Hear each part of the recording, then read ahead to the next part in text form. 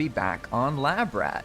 I've been doing a lot of other dev stuff and then showing off a character, but to be honest, there's something about playing on a character where you've just done stuff normally that is so much more inherently satisfying. So if you do ever get into this dev world of server maintenance or whatever you want to call it, I will give you one recommendation. I've seen a lot of people go down a path where once they start developing, they completely stop playing and never play again. And I'm not saying that's bad if it happens, because sometimes that's fine, right?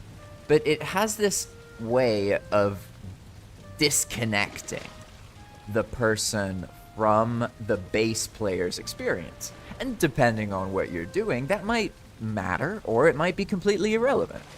In my case, it's really relevant. It's important because I'm trying to have an experience where a Valheim server stays perpetually alive as long as I'm interested in keeping it so, right? So I need players to join, and then basically, based on how they play, I learn about that kind of player, and I try and make the world accessible to that kind of player without screwing over another kind of player.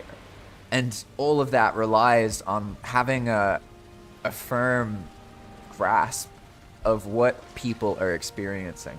So I've found that the easiest way to manage it is to make it so whenever you do dev work, you use a specific character for that. And then when you do non-dev stuff, you never use those commands on that character. For me, that helps create a separation. And without that, it's challenging. It's definitely tricky to feel interested in the world once you get used to just being able to fly and do all these things. So that's just my quick 2 cents to you on how to manage that. Separating the characters works very well. So let's move on to what we're going to be doing today. I'm going to start with a little bit of like base tidy up here, and then we're going to head out, and I've been itching to work on some kind of castle, like Plains Castle. And one of my favorite parts of Valheim is fighting goblins. I just love goblins. I'd say goblins and the Plains are probably what made me fall in love with Valheim. I liked Valheim from the moment I got killed by a boar. I was bare fist fighting, and I was just like having fun trying to fight the boar, and it gored me, and I just that was it. That's when I got into Valheim. But then I remember building a base in the Black Forest that was near a plains, and I didn't realize it. And then I was just building stuff, and this green dude just came out of nowhere and whacked me. And I was floored. I'd never seen a goblin before. I didn't know what that was, and it was crazy. It was absurd. And it turned out that that was a goblin, and I had made a base in the Black Forest that was close to a goblin camp in the plains nearby that I hadn't seen. And so then that whole playthrough, I spent like the rest of that playthrough just like dealing with goblins. But that's when I had that experience of fighting a goblin camp, and then I have this feeling of like, oh yeah, the goblins are there, they live there, they're always going to be a problem, I'm going to have to fight them, it's going to be great. And then I killed all the goblins. And there weren't any more goblins to fight. It was sad. So that's why I love respawning dungeons. And the first thing we're going to do here is the Diverger Foreman is dead, which isn't surprising, really. That tends to happen. So I need to summon a new one, and we don't actually have enough coins to do that. So probably what I'm gonna do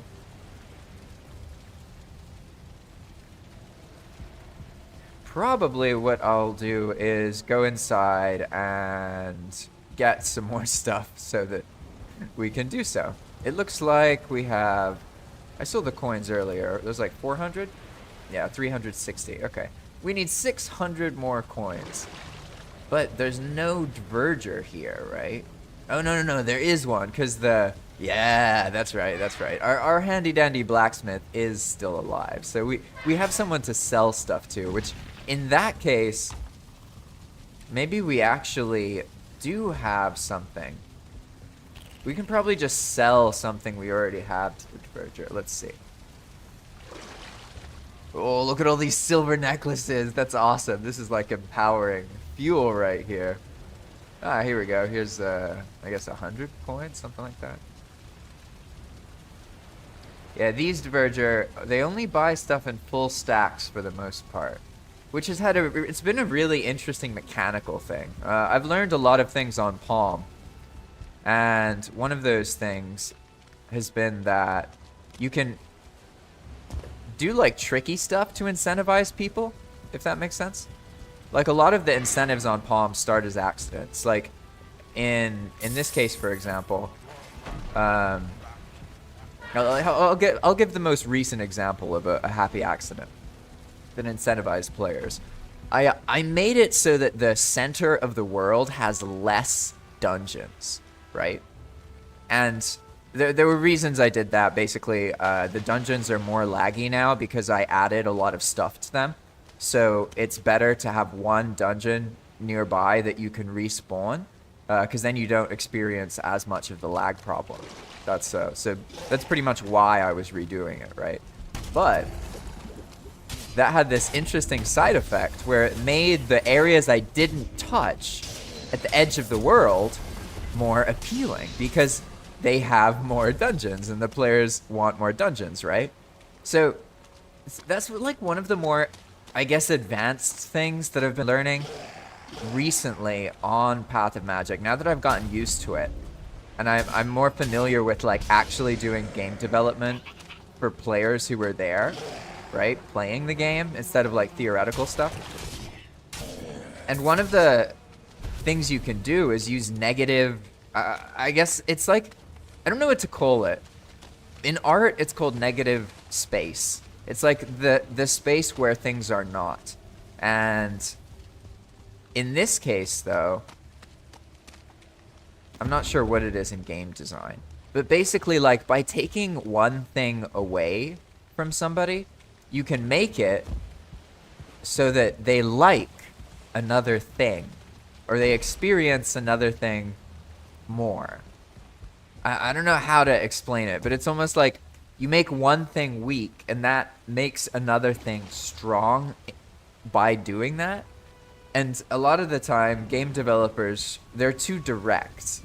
It's usually better, at least from what I've learned, to be not necessarily vague, but indirect in the ways that you try and influence players. Pretty much the more forceful you are with things, then it doesn't like work as well. I don't know how to put my finger on it exactly, but when you have to keep making players do something and you're doing it very obviously, it's like almost abrasive. So it's better when the player's behavior is influenced and it's not necessarily obvious that that's happening, if that makes sense. And I'm seeing now that there was a chest here that had the crypt key in it, and when this got removed and I removed the previous one, it deleted that chest, so there's no more crypt key here. And I'm just gonna accept that for now.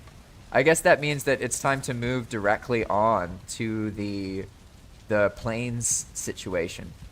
So I should take some stuff to that base. Let's see what am I gonna need in that situation. Well, certainly some firepower, right? And poison arrows are horrible in the swamp. They're not that useful, but in the plains, they're very powerful.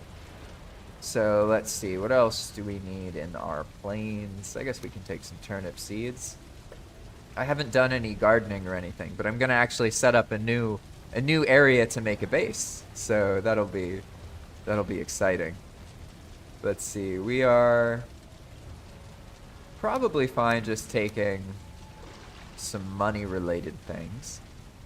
And I'll take the rest of the poison arrows. And also all the silver necklaces. Those are like gold. We're gonna need those for later. Trophies, do we need anything? I don't think so. Oh, there's a Diverger trophy. 5 of them. Hey, I think we can at least resummon the foreman. If I remember right, this works. But I don't always remember right. I think the minimum you can use is 4. Is that how it works?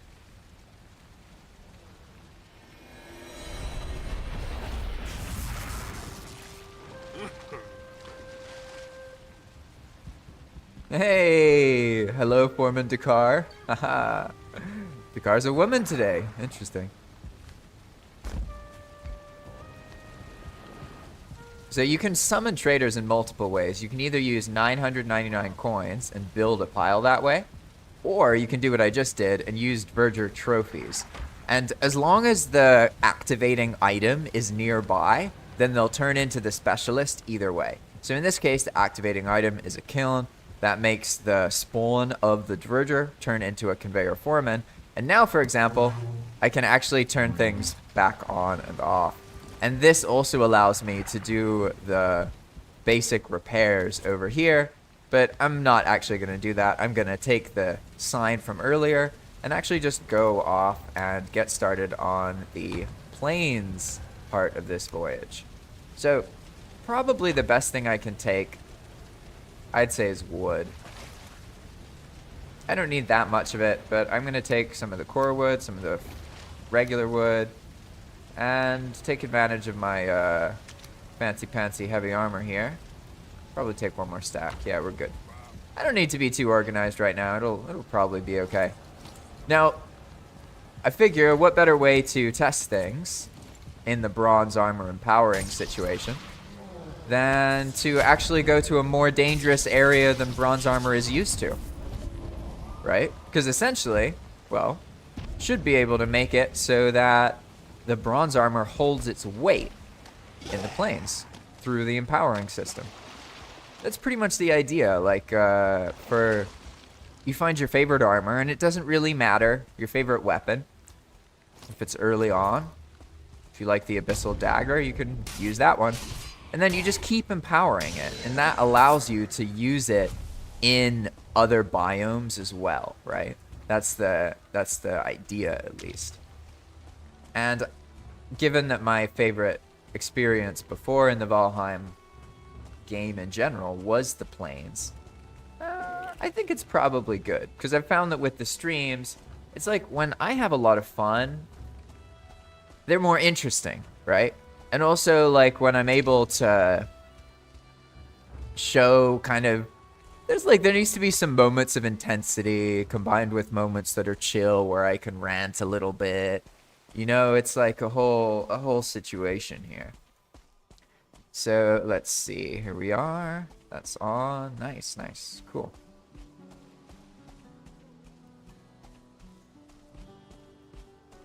One moment, I'm just going to retrieve my tea. And I have a new rule. When I retrieve my tea, I have to leave myself on auto walk.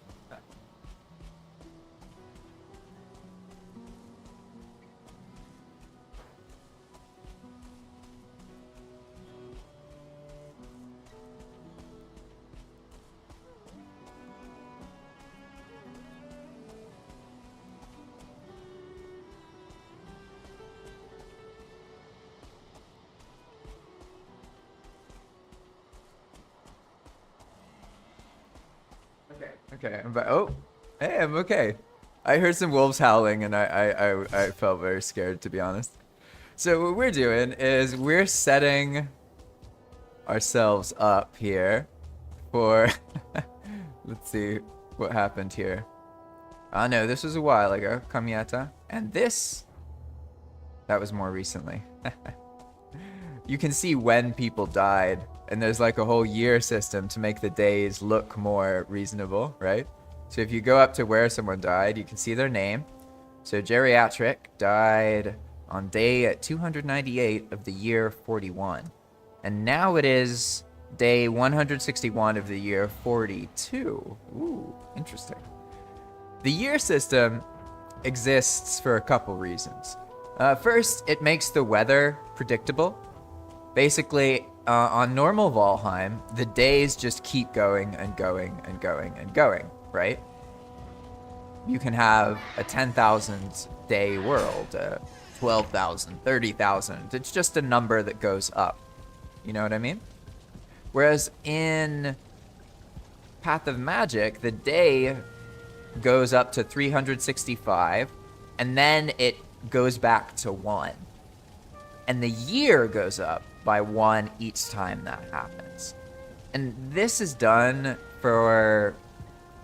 It started for the weather system, because the weather is like a pattern that's kind of complicated from my perspective.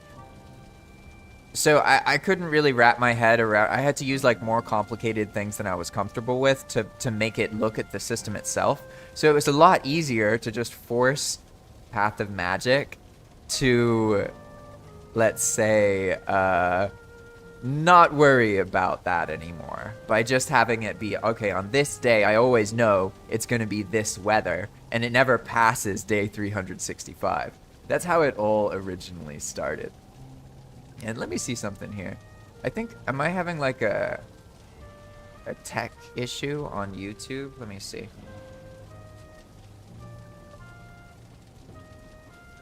Sometimes when I start streams, something happens and it gets like messed up on the YouTube section.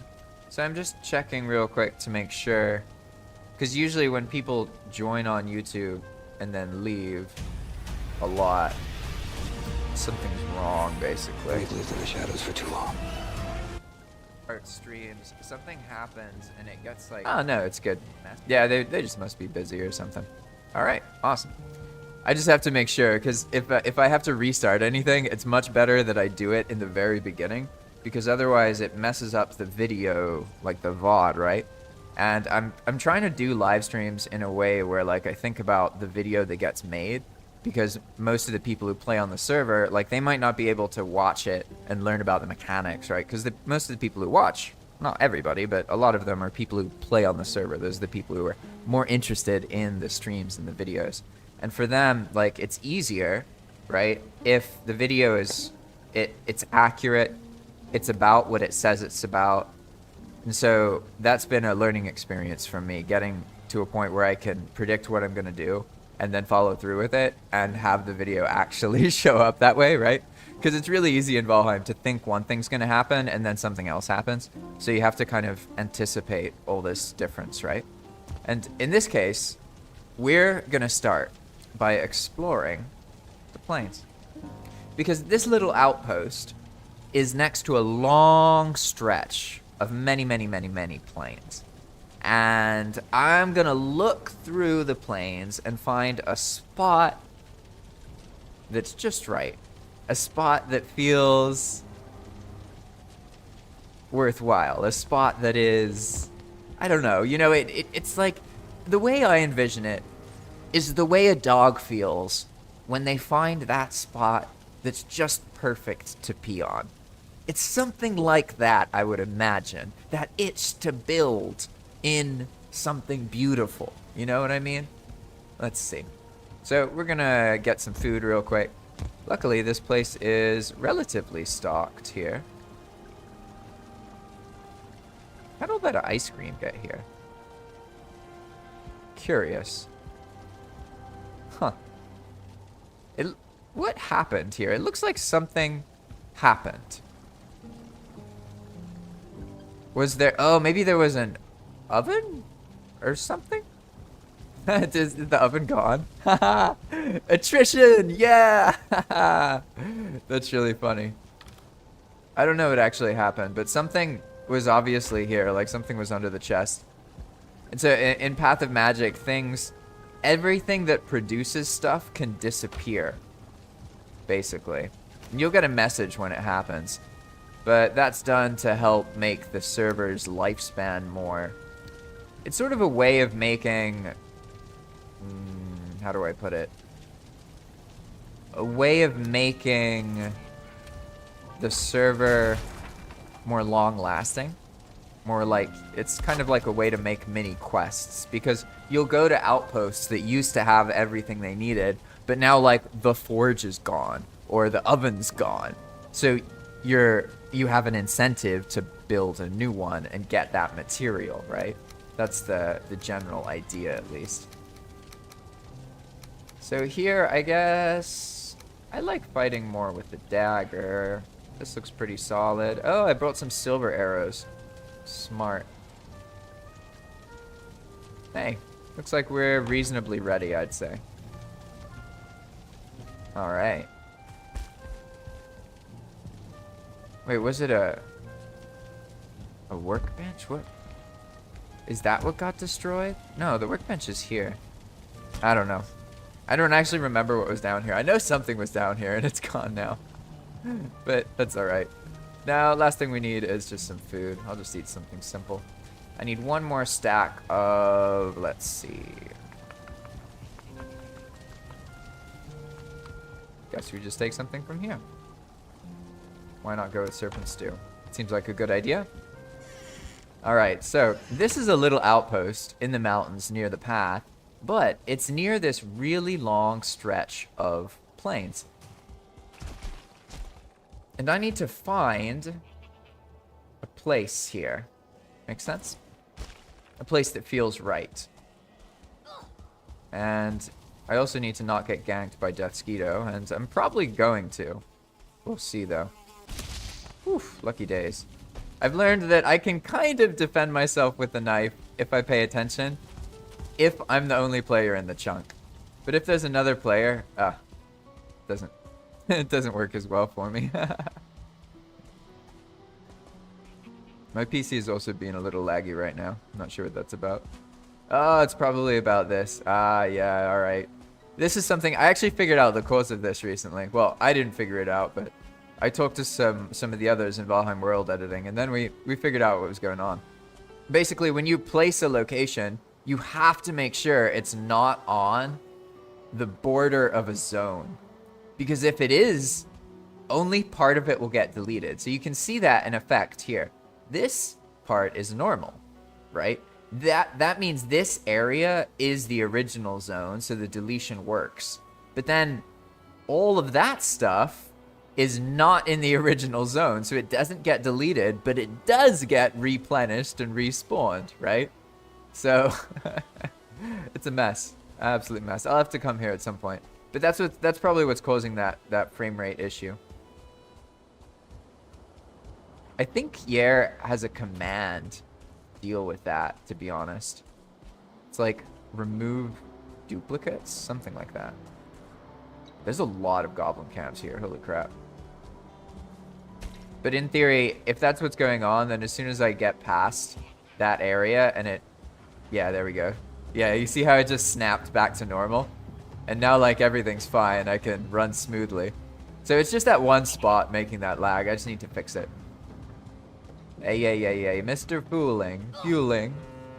You can all stay over there. Do you all ever have this issue in Valheim where like, whoa! What? I did not even conceptualize he could throw the spear out of that window. That was so lucky. He definitely, I would have died if that hit me. I didn't realize that was even possible. But what I was saying is, do you ever have this issue where like the monsters don't seem to see you very well? Like, you see, he noticed I was there, right? But he like didn't see me at first. And like, I don't know, what is it? Is he not seeing through the grass or something? Like, what's going on here? All right, so I gotta cross over this. I don't have the magical feeling, and I don't want to be close to that laggy area. So that means I gotta jump to the other side of this river somehow. I guess we can show you just how absurdly powerful poison arrows are. Goblins in particular are pretty weak against poison, so it's a really easy way to kill them. But remember, this is a 2-star fooling. This isn't a normal one. And with poison arrows in Path of Magic, they create an AoE attack, basically. Did you hear the terror in my voice? And so instead of shooting like at the character and missing, like, well, I was trying to miss there, you can actually just aim at the ground, right? and then that'll trigger the poison. Yeah, you can chill. Okay, thank you, thank you. They're very, very powerful. But it's funny because I had to make the poison arrows super powerful because they're just not really strong enough normally. And that creates a lot of problems. I had to buff them like 3 times because, like, I basically make things strong until I see players using them. And then I feel like, okay, that means it's useful. And then we can balance it from that point. Make sense?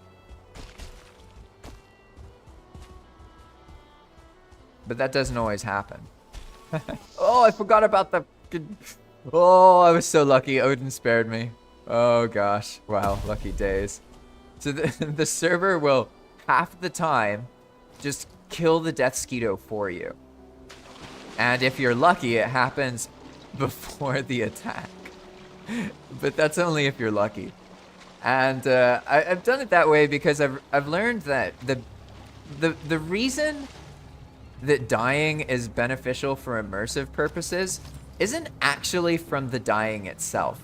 It's from the moments before the player dies. Something happens psychologically that makes the game more immersive. It's like the mind is like, oh shit, maybe I'm actually dying. I better pay attention just in case. You know what I mean? Like, and so if you think you're gonna die, but then you don't die, that's actually the ideal outcome because you get the benefits of the immersion without the problems from the... Ooh, hey. This is kind of nice. But that way you get the benefits of the immersion without actually dying. And that's like one of the things I try and do with Path of Magic is better balance the sort of existing Valheim mechanics that frustrated me or other people on the server. For example, Death Skeetos I think are awesome, but also I've died a lot to Death Skeetos and I get it, it sucks. So that's why it's like, well, why not, like, you know, the Death Skeeto could kill you. But maybe you'll get lucky. And that way you get to experience thinking you're gonna die, and sometimes you don't actually die. And in general, like, I try and find as many situations where I can make that happen as I can. And hello, Bing Chilling. Welcome, welcome, welcome. Good morning. I don't know where it is, what time it is where you are, but for me it is 4:39 a.m. I'm in the Valheim streaming window of my life. My internet bandwidth goes to all hell at like 6 on the dot, pretty much, and that's problematic. So I think you can also like use the poison arrows to deal with Death Skeeto just by shooting near the Death Skeeto, or maybe not. Maybe it has to be pretty close to it. I don't remember what the range for the poison arrow is, to be honest. Oh, a tough Death Skeeto. Oof. Glad he's not there anymore. Little devils. All right, this, you see, okay, so this is, so far, I'm gonna explore and find a couple spots. But I mean, that's kind of it's a nice little view. Those goblin camps need some work. I have a feeling I placed them on zone borders or something. Oh, it looks like the zone border, so maybe not. I don't know what's up with those goblin camps, because they're empty. Which is weird. Unless the player very recently cleared them, but I don't think so. And there's this sealed tower over there, which is... that would be a pretty cool thing to be near from the perspective of fighting goblins, which is what I want to do, right? Right now, I am looking for a spot to start a plains base where I use bronze gear. And I think it's a good test of the gear and the mechanics, right? So we have some Black Forest over there, but honestly, I'm kind of bored of the Black Forest. It's too tame. I want some more chaos. And we could be closer to the... Whoa! Whoa, whoa, whoa. We could be closer to the tower, but this spot, I don't know. It just doesn't feel... doesn't have that magic, you know? Something feels weird. And I'll figure out what's wrong with the goblin camps, because they seem... Yeah, something is off about the goblin camps. Oh, hello, a plane scout. Haha. Maybe she just slaughtered all the goblins. I don't know. The planes are actually different on Path of Magic as well. So you'll see some situations occurring that you're not used to. I'm not sure why the goblin camps lack goblins. But I would assume I did something wrong with placement. Or maybe there's already too many goblins in the area, because Valheim has a sort of limitation. So it'll put things in a queue if there's too many monsters. Like, see how they're spawning over here? Oh, you know what? I bet I know what it is. It's probably that tower. Because the tower's fucking full of goblin, isn't it? So maybe the tower... Oh, no, tar pit. I don't want to mess with the tar blobs. Tar blobs are like... They're fine. I can survive against 1 or 2 tar blobs if I keep eye contact with them. But I've learned to not trust those mobs. They kill you so quickly. And it's easy to, like, get distracted by them and then get killed by something else, right? Yeah, it looks like I'll have to go through these areas and, like, replace these goblin camps. There's probably too many of them. But also, the goblin tower is here. And this thing has loads of monsters in it. Right? Can you hear them all? So, maybe that combined with these camps, because this is what the camps are supposed to look like. There's actually some alterations to goblin camps. As you can see, it's like literally insane. And so I have a feeling that what's going on here is that the goblin camp combined with the sealed tower has just made so many monsters that these other things aren't able to spawn new stuff. Ooh! Do you see what I mean? The tar blobs are crazy. There's something about them. I guess it's the number of projectiles they make, but they can do a lot of damage. Like, I've seen a tar blob hold its weight. They really pack a punch. And I'm not feeling the magic in this area, but it's probably because the goblin camps are a bit weird. So I'll fix that later on the dev character. For now, that first spot was definitely the most magical. I don't really like seeing Black Forest. I'm tired of Black Forest. I'm tired of Black Forest, tired of plains, not plains, tired of swamp. That's right. I got my S's confused. Whoa! Dang! I didn't realize they were that... You just killed that lock so quickly. Holy crap. That was insane. Yeah. Maybe the diverger rate is a little high. I should probably put a limit on that. As you can see, there's different things that can happen in the plane. So this isn't a fully normal planes, basically. And there aren't that many changes, though. I gotta say, it's not like a whole lot of stuff has been adjusted. It's more minor things, to be honest. If I remember right, when cloudberries spawn, they can sometimes become other stuff. And also, when death skeetos spawn, they can sometimes become other things or get removed. Ah, 2 days. So maybe it's just that Pan cleared them. That could be. Because I think, let's see, what day is it today? Today is Wednesday, is that right? Yeah, Wednesday. So no, because the location resets were yesterday. So I can tell by the way those camps are, like something's off about them. Woof. Yeah, look at the goblin camps are nuts. What an interesting area. See, this area seems more. Yeah, I probably just spawned too many of the locations because I added locations over there, right? And that causes problems. There's a whole crew. Holy moly! Look at this. There's a whole. Oh, okay. I didn't know you were chasing me. What is this? I guess it's like a whole Cloudberry patch got converted. I should probably lower these rates, but it's pretty funny to be honest. Although they're just gonna floor these goblins now. Interesting.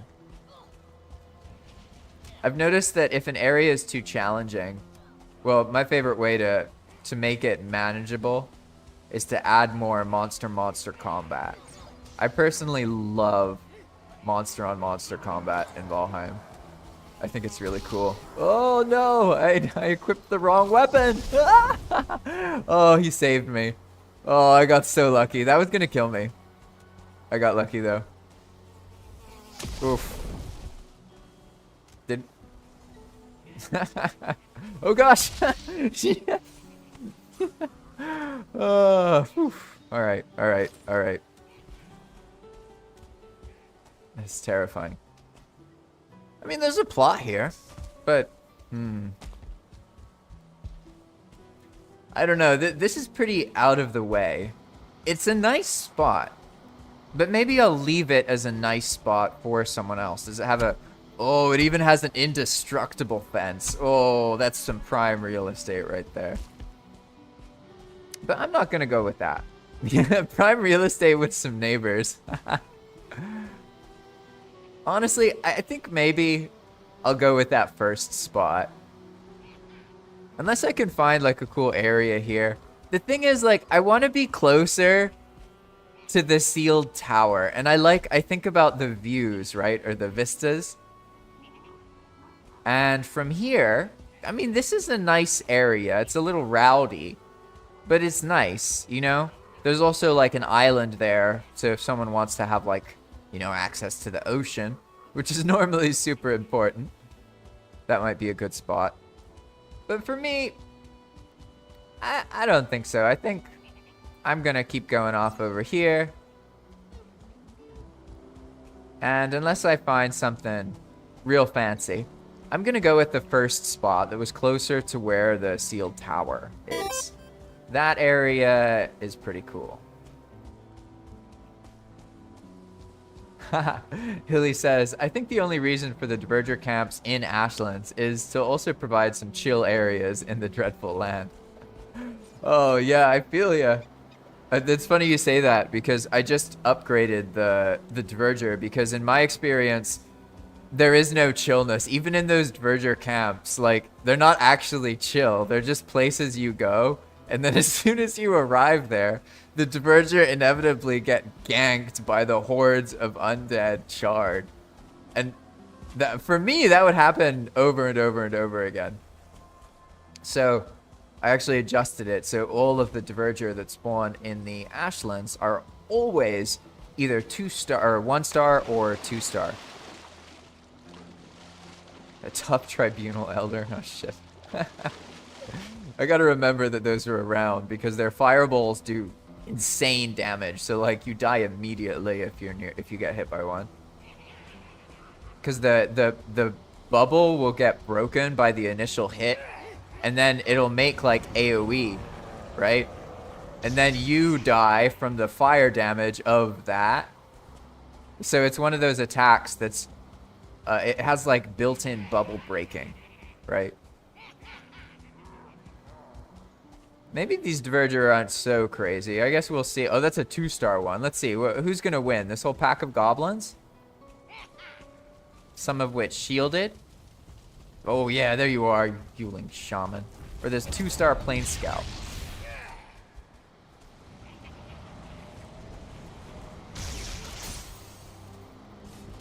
Oh, dang. I guess it's going to be the pack of goblins.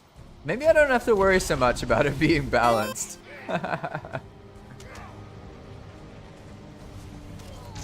Yeah, Pan, that's a good idea. I was looking at the Ashlands earlier because I've been working on extending the path. So I actually doubled it. Well, I'm in the process of doubling the entire path. So like, I'm trying to make it so long that players just don't reach the end. Because inevitably, like, there's too much and they either get bored or do other things. And so instead of going straight up to the deep north, it goes to the deep north by going through the entire Ashlands and then going through other places, right? But one of the things I was thinking about is in the Ashlands lacks mob combat, like mob on mob combat. And maybe that's one of the main reasons it's so challenging. As I mentioned earlier, what I've noticed is that the easiest way to make an area in Valheim more accessible to players is to add another faction of monsters that distracts the strong monsters, because then it's a lot easier for the player to stay alive that way. So the Ashlands doesn't have deer or hare. It doesn't have something that monsters chase, right? So there are the Diverger, but in my experience, the Diverger don't hold their own weight in the Ashlands. They're something that are, like, very often getting ganked. Like, you find them and then they get completely wrecked, right? That's the typical experience. So those are all good ideas to, like, do auto respawning and that kind of thing.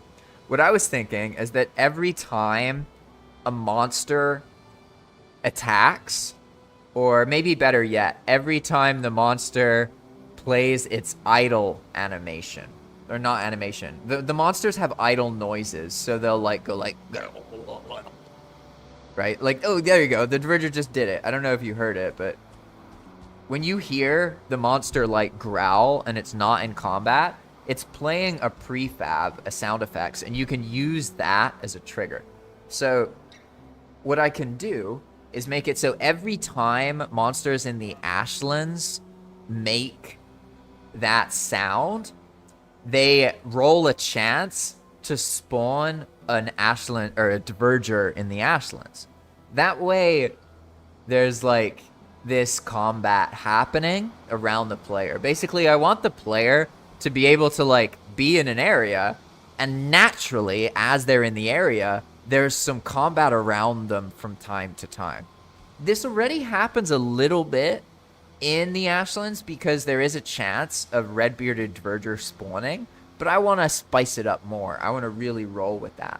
So the combination of using the idle timer, or the idle sounds like that one that it just made, I can add a delay to that that's really long.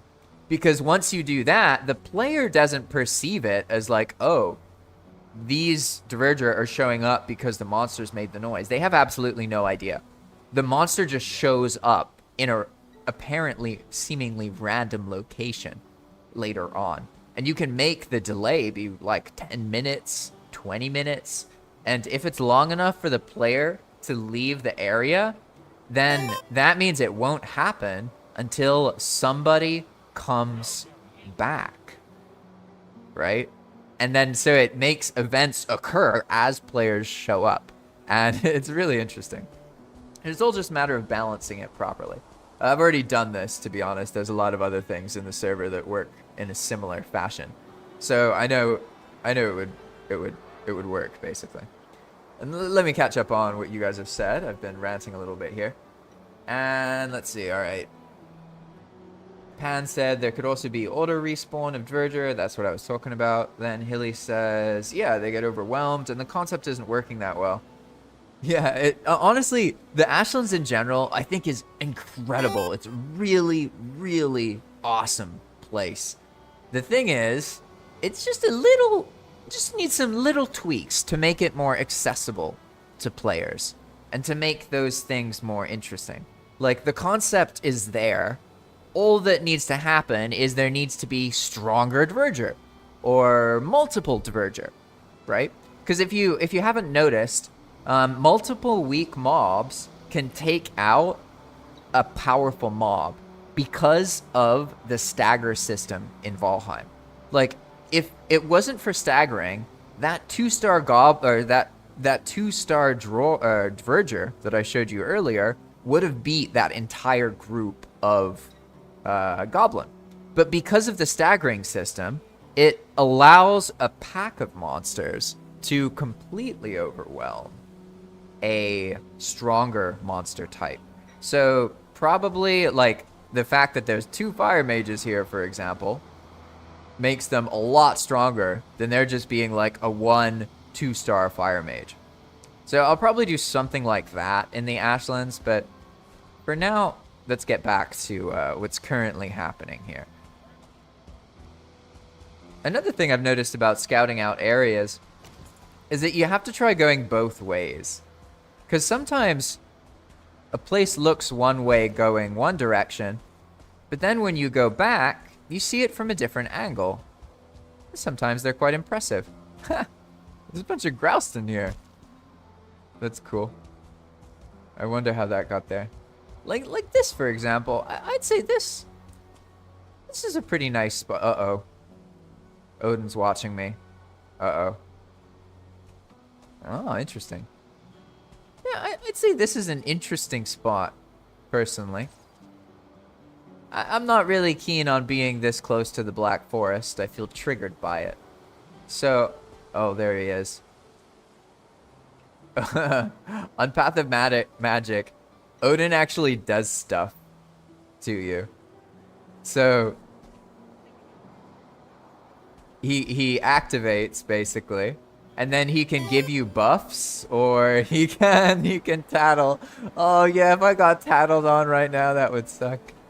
Like, because I know how Odin works though, if you just stand still, he won't despawn. Makes sense? Oh, hello Streambot. You know, I've always wondered about these things. Do they... Uh-oh. Oh, whoa. He blessed me. Wow, okay, thank you, Odin. I guess I was wrong. He does despawn if you stay still. Oh, I didn't get lucky though. That is hilarious.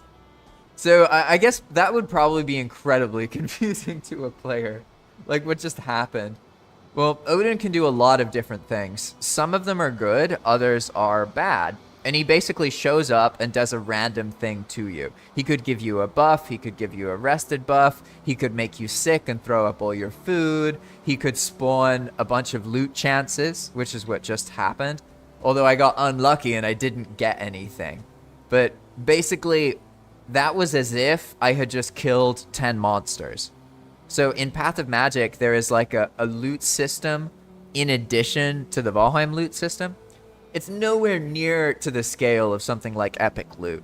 But basically, when you kill monsters in Palm, there's actually like multiple loot systems in place. So there's the original one, and the original items get stolen like 2/3 of the time, so you don't get the loot. You have to kill things multiple times, unless it's like a boss or something, then it always gives you the stuff. But aside from that, there's also situations where the loot is... How do I put it?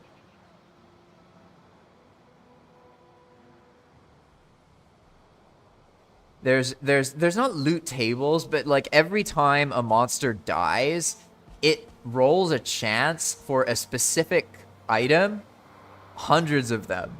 So basically each time you kill something, there is a little tiny chance that certain things will drop. And it's not like random stuff.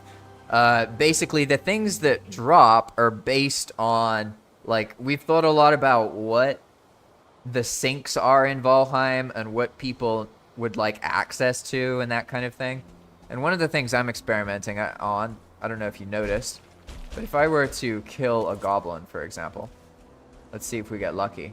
But basically, in normal Valheim, there's this sort of issue where there's this hyper accumulation of black metal.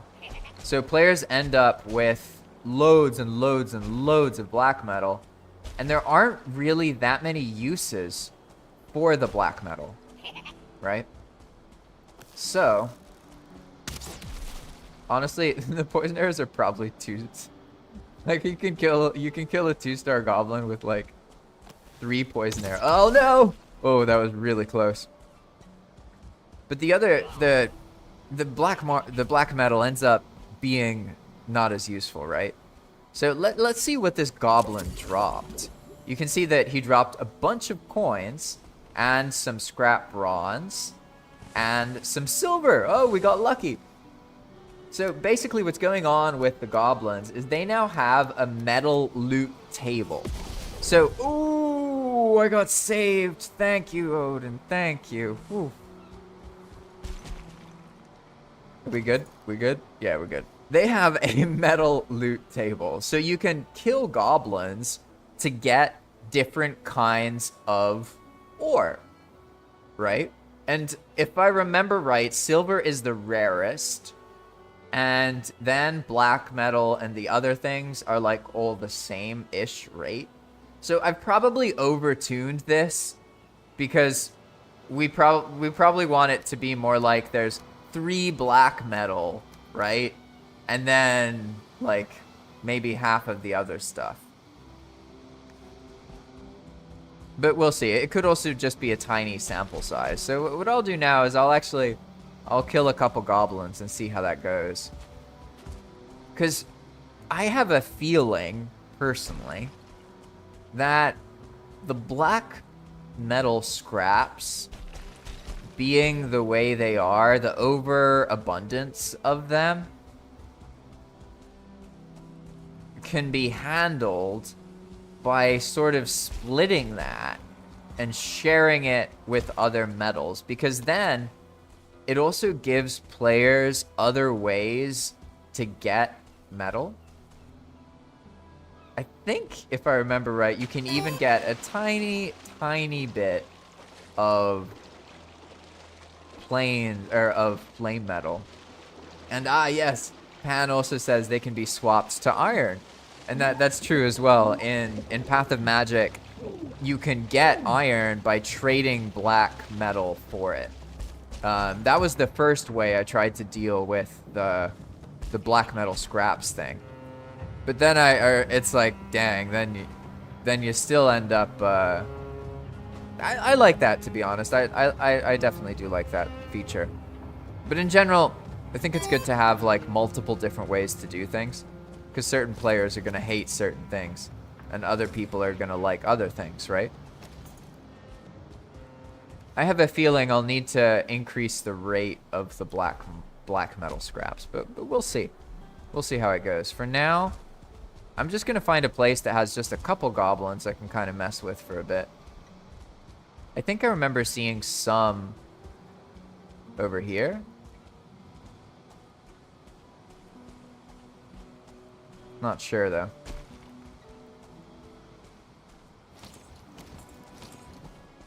And so all of these goblin camps were placed before I knew about the zone border thing. And basically what happens in that situation is that the part of the place gets deleted and then it doesn't like respawn properly, right? And like there's so many areas like that over here. So something seems to be up. But there's some goblins. That area is actually working.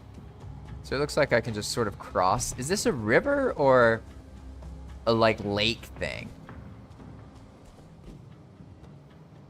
It looks like it is a river. Okay. I guess I'll cross in the Black Forest portion. Be reasonable here.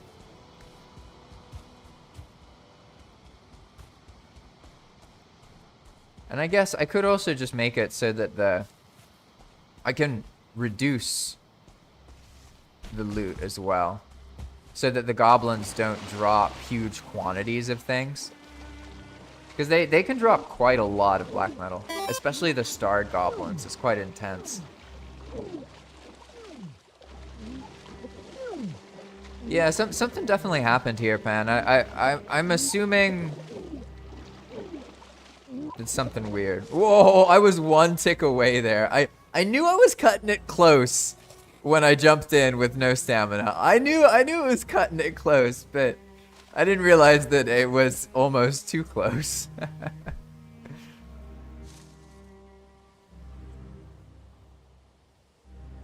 This would be a cute spot for someone. I know other players prefer building in the meadows or maybe the Black Forest later on. Oh, there's even a tomb here. Ha! That's cool. Yeah, this is a great spot for a base. Ooh. Wanna go, mister? It's cool to have a strong, strong weapon. I know it's just a bronze sword, but it does 100 damage. And it's partially empowered. You have no idea how satisfied I felt once I figured out that you can make it look like there's other fields in the item. It's not. You see where it says status partially empowered and crafted on Path of Magic? It looks like it's in the same format as everything else, right? Just with some added color. But technically, it's crafted by Diverger Blacksmith, status partially empowered, crafted on Path of Magic. Make sense? And like, I know that's simple, but sometimes there's little things like that that are just, there's something about them that's so satisfying. Wow, what a nice flat little spot here. Huh, very cool.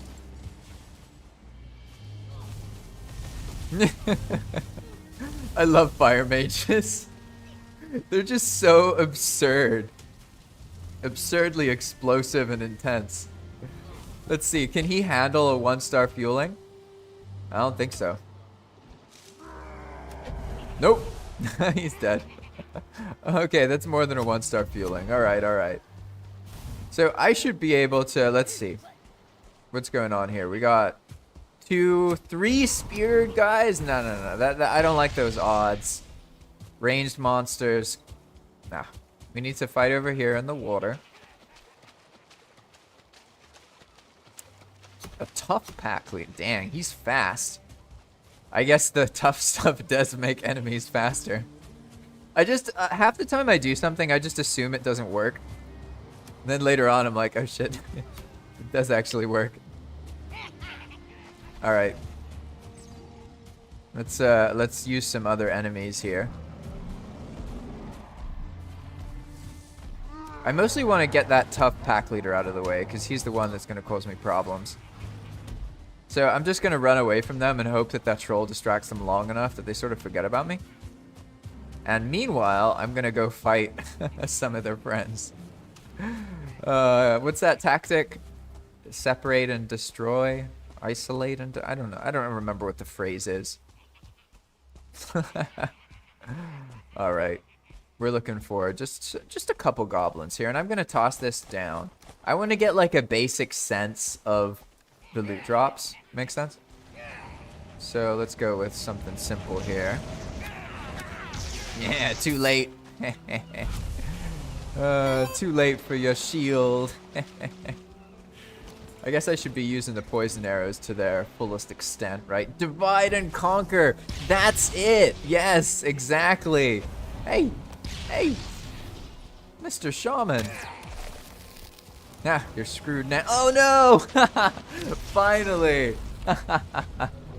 I was gonna say, I had way too much luck with the Death Skeetos earlier. They basically saved me on multiple occasions, which not Odin saved me on multiple occasions because I had forgotten, right? And I just got lucky and Death Skeeto got destroyed.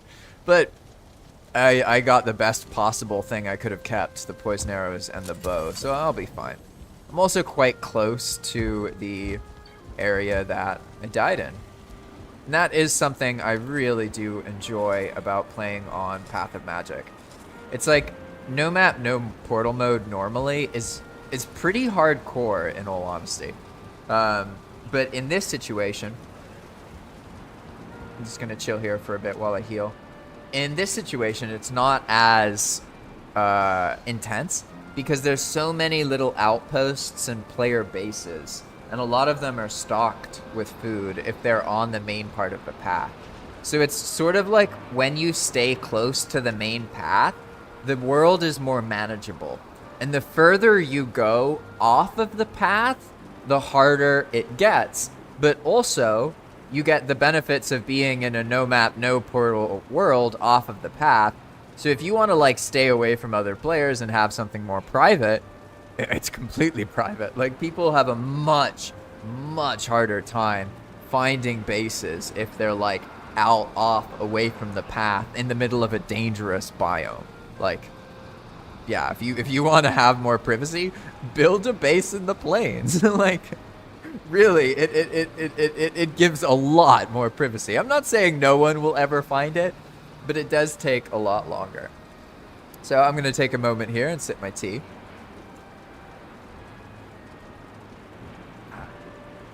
All right, let's do this. There's a blizzard in the mountain, but it doesn't matter because we are right here. I have a feeling I have to nerf the poison arrows, to be honest.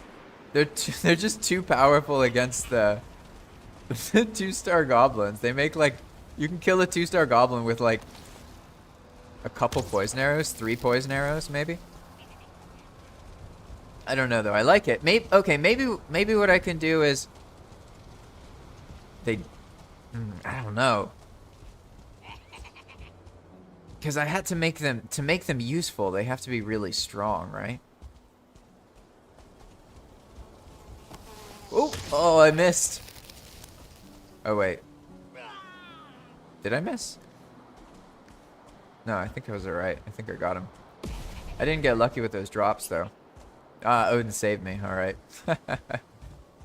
I'm gonna get away from this area because it's that Colosseum area, and I can fix all this. It's because there's like thousands of instances from that respawning every week twice. Oh god.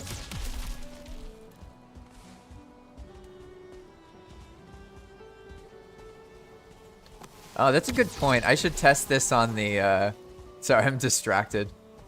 I should test the poison arrows on that tough brute. Because if it can make quick work of that guy, then it's probably fine. Yeah, it's true. It's funny, I did much better with my knife. Apparently. Because I see in this situation, I don't actually do enough damage to kill the Deathsquito in one hit. So maybe I should use a different strategy of some kind. Let's see. Do we have anything else in this base? Probably. Oh.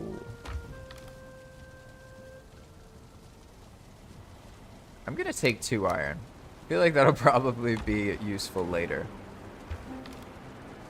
Maybe even more iron, but really for now I don't need to have a whole lot of stuff because I'm very I'm very close to the area that I've been dying in. So let's see. This is the stuff that I brought from earlier, and I guess none of this really matters that much for now. I don't need this. I just don't want to have anything heavy on me, but I want it in one place so I remember later, right? And what we're gonna do is set this up. All right. Now I will be right back. I need to use the bathroom. Bathroom break.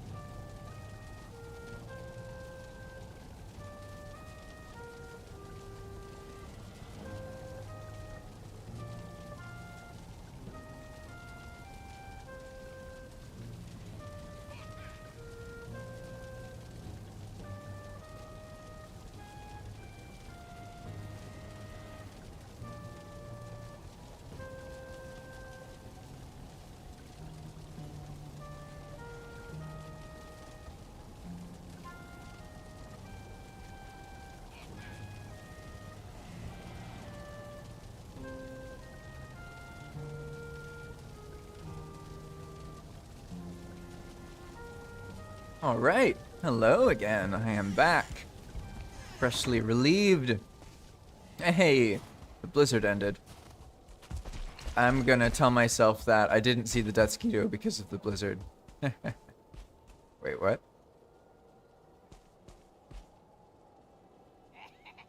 Am I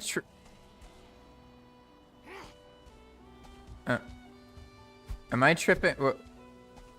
Wasn't that just super laggy and filled with a bunch of...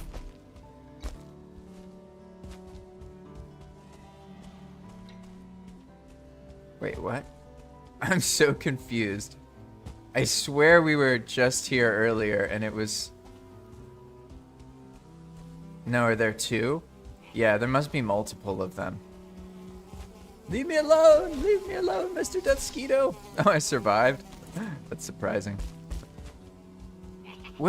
I'm so confused though. Wasn't that... Am I just tripping out? Wasn't that the same one from earlier?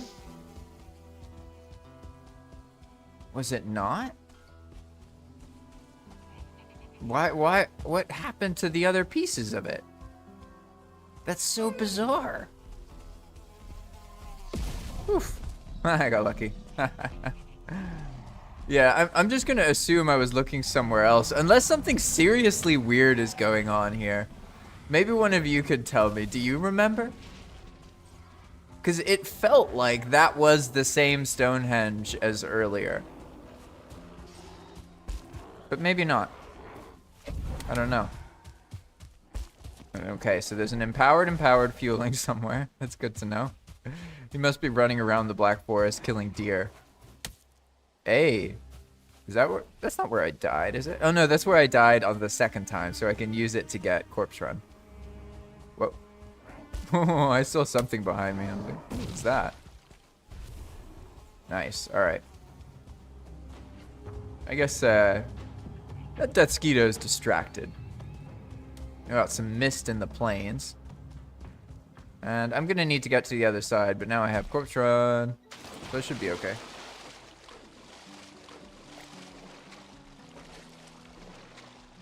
Probably easier to just do it here.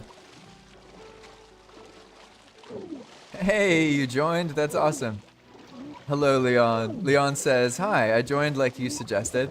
I am the guy that had the dangerous rabbit encounter right after joining. Yeah, you didn't just get that rare encounter. You got, like, all of the rare encounters for some reason.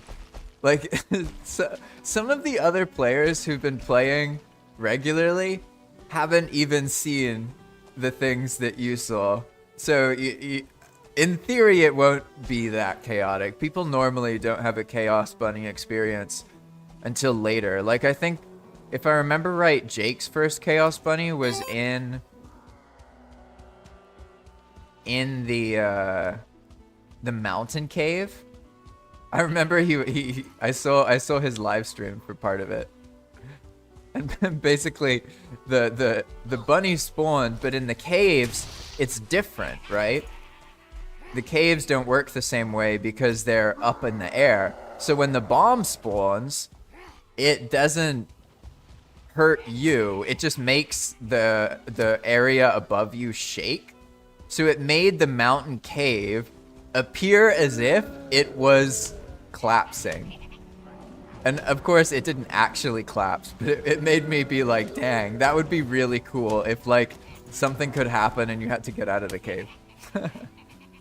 Although why would people want that, right? Because then what, you're stuck. You know what I mean? Like, I guess I'd have to like move the tombstone out of the cave if that happened. Alright, now's our chance to do this little test here. If I can really easily kill this pack leader with these poison arrows, I'll probably nerf them, to be honest. But I don't even have a bubble right now. I'm being quite reckless, in all honesty. It looks like the key is actually combining... Oof.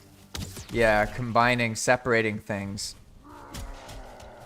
Because this doesn't feel like... I don't mind there being very powerful things. It just, the player needs to be able to be like a moment away from death.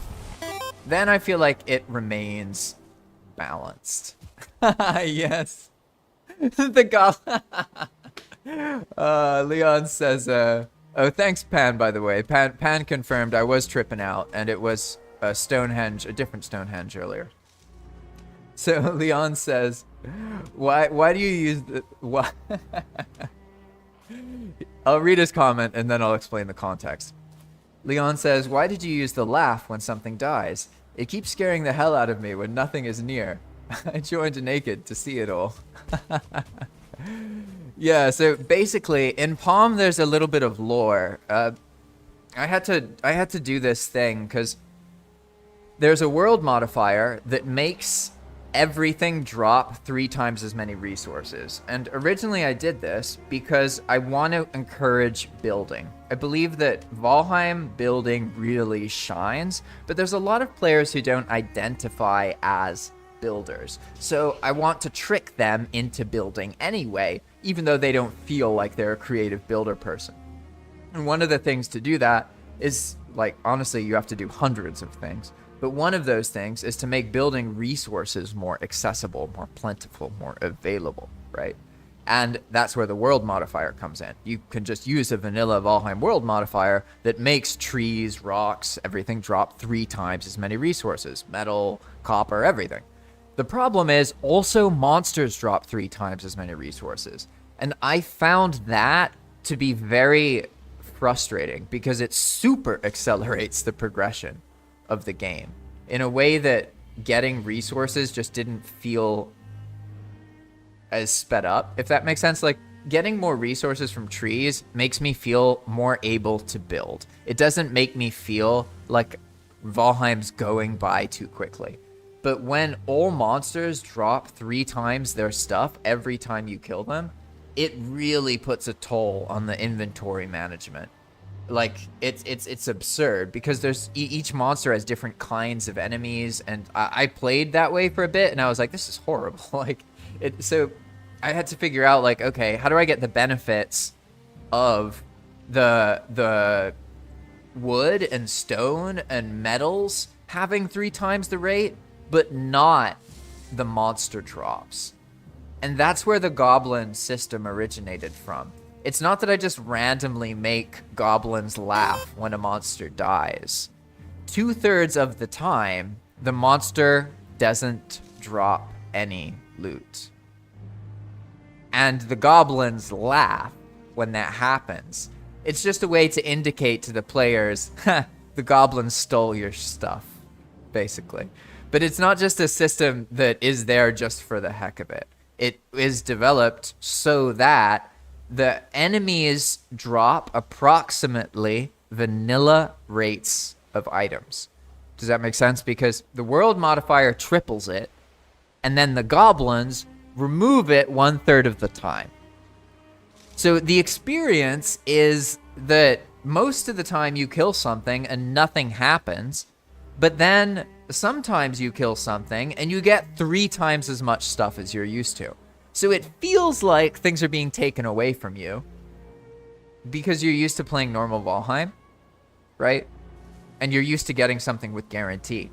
And that is so true that there's certain mobs that I had to add guarantees to because it feels like immersion breaking when you're like hunting rabbits to get one thing and you kill 5 of them and nothing drops.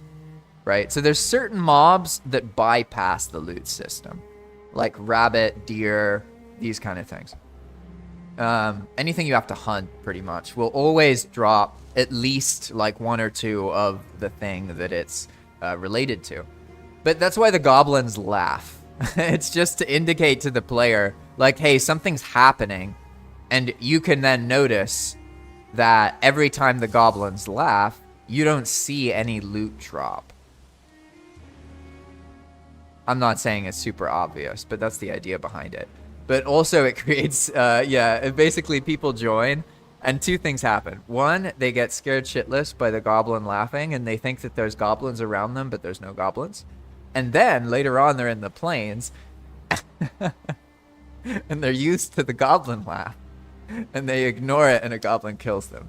That's like the Palm entry experience, basically, is like tripping out in the Black Forest thinking there's goblins around you and there's none.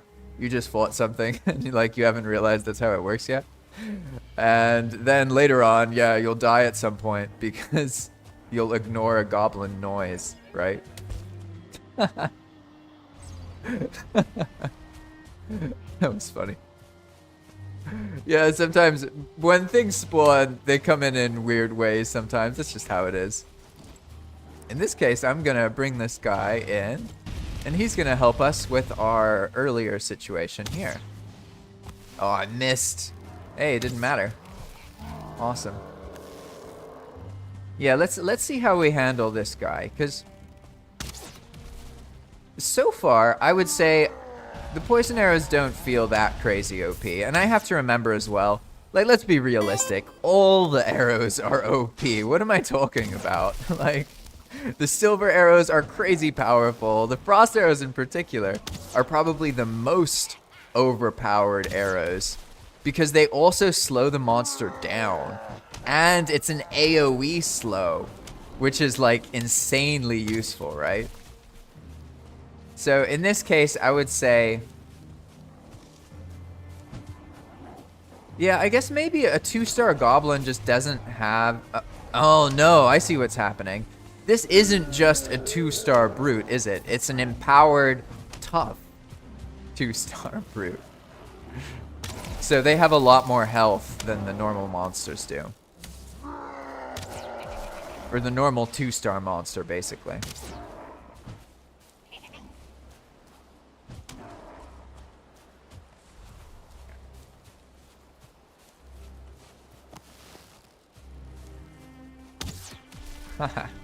All right, so now I think I'm relatively safe, so I can read the rest of Leon's comments. Let's see. So, all right, I was explaining why it happens. Yeah, that's why the loot gets removed. It's to do with the world modifiers and to make it so that the monsters themselves aren't dropping absurd quantities of stuff. Because imagine on average how much stuff drops from 2-star monsters with the 3 times world modifier set. It's just absurd. And like the moment you're killing different monster types, your inventory just gets completely full, like immediately, and it's constantly full, and it's like a huge pain in the ass. And that's already a problem, right? Like that's already a thing. So having that happen 3 times as much as it does now, yeah, that's why the goblins steal the loot. So then Leon says, and what is removed by players along all the coastline? The whole coastline looks like Swiss cheese. So I think there was something there that is removed now. Removed by players along the coastline. I'm wondering what you're talking about there, because pretty much everything in Path of Magic respawns. So metals respawn, copper, silver, and it's force respawn. So it's not like, oh, if players build a base, it stops. I mean, yeah, you see that? That tree just grew next to me. Like, literally, the server redoes things around you. So the areas that look like Swiss cheese, I think I know what you're talking about. And it's because of the fire. And that is I hate passionately so much that when fire burns, it makes cultivated ground. Like, it's funny, too, because when I first noticed that, I was like, oh, that's cool. And from the player's perspective, it's moderately amusing, right? But from a server management perspective, it's such a pain in the ass because it means every time there's fire, it screws up the terrain. And a lot of mobs on Path of Magic use fire. Things use fire. There's mages that use fire. And basically, that wrecks the terrain. So this terrain hasn't been very damaged by the fire, but you see that is fire damage. And unfortunately, I've made ways to try and prevent this. There are 2 systems running that try and heal the ground and make it grass over, but it doesn't work reliably. Like, I haven't been able to crack that situation. So like, the fire gets deleted supposedly before it's there long enough to make the ground get scorched, but if there's enough fire there, it doesn't matter because 5 or 6 fire things are gonna like collectively be there long enough to scorch the ground. You know what I mean? So it's like, do I get rid of fire completely? But then there's no fire, and it's like, it's a frustrating situation. So this, I think, is what you mean when you say Swiss cheese. And also, there's areas where there used to be terrain damage because the how do I put it? There used to be explosions that would deepen the ground. When I first started, I thought that it was a cool thing to have an explosion that makes a crater. Again, realism. I focus sometimes on realism, and it's pointless. Just like the fire burning the ground. Yeah, I get it. It's real. It's realistic. But what purpose does this serve? It just makes the ground look like shit. Like, that's it. You know, players don't use fire to make cultivated ground so that they can do something. That doesn't happen. You know what I mean? And I don't really like that. So I wish I could just turn that off. Like, I wish I could have fire burn things, but not make cultivated ground. I have not figured out how to do it. And yeah, when I started, it's not just this. So this is a problem, but it's not as bad as the terrain. Like, it started as we made these bombs that you could use to make holes in the ground. And like, we were like, oh, you know, that'd be a useful thing. It is not useful. It is a huge pain in the ass because it ends up with all of these holes everywhere. And yeah, those must, I think that's what you're witnessing. You must be in an area that has damage that I haven't fixed from back when the fires and the explosions affected the terrain more. Because now it does it like much lighter than it used to. It used to make like an actual crater, whereas now it's like almost not even noticeable. It might make the area go from like a bump like that to like a little divot like this. I had to minimize it a lot because yeah, it's a huge pain in the ass. So if you ever think it's a good idea to like add realism by making the dirt burn or the other things, I don't think so. I've found that, even though I liked those ideas in the beginning, but then in practice, oh, it was brutal. Yeah, and as Pan mentioned, deaths also used to cause an explosion that would kill the monster that killed the player.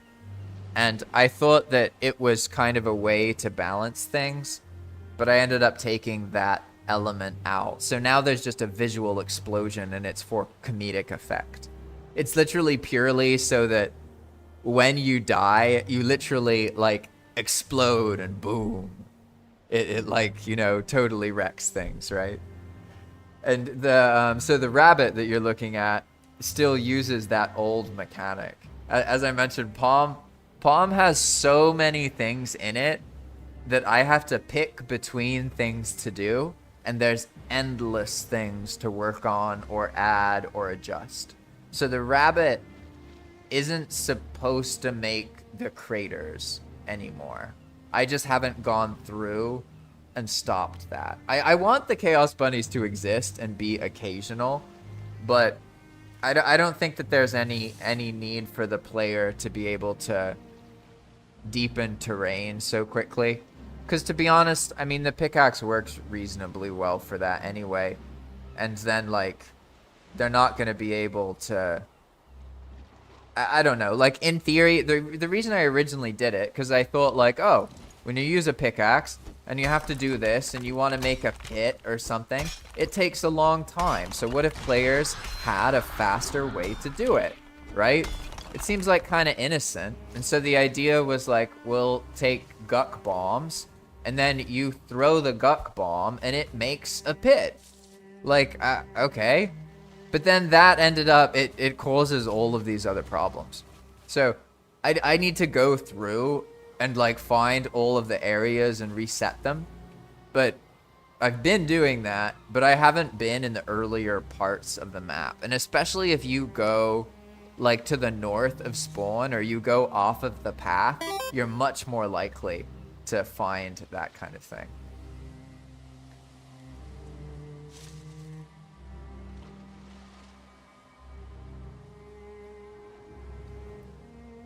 And it's curious, so I'll have to go check out. You said there were goblins near the spawn.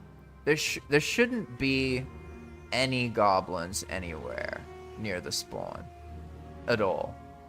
So if you saw goblins, that means something's wrong. Like I know with certainty there's nothing on Path of Magic that makes goblins be in the meadows.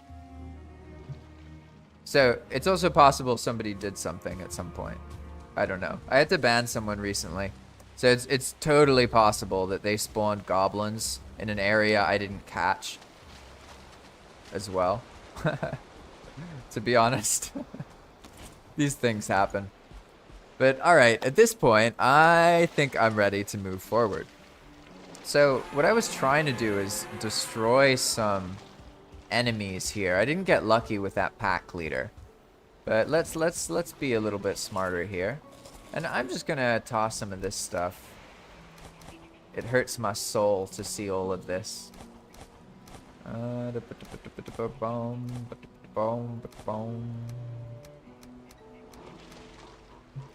There we go. Good enough. And let's see. Yeah, let's kill a couple of these guys. I don't want any metal in my inventory right now because I want to see what the spread is of clearing some goblins. So let's see if I'm like more patient and I'm a little abusive with these poison arrows. See, this is one of the things that it's kind of hard to work with. Because if players really know what they're doing, there's like a sweet spot in Valheim. So the goblins are between the sweet spots. That one was close enough where he could tell where I am and come to me and try and kill me, right? Whereas the other one was too far away, so I could just keep shooting him with arrows. But you can see how absurd. Poison arrows are crazy powerful.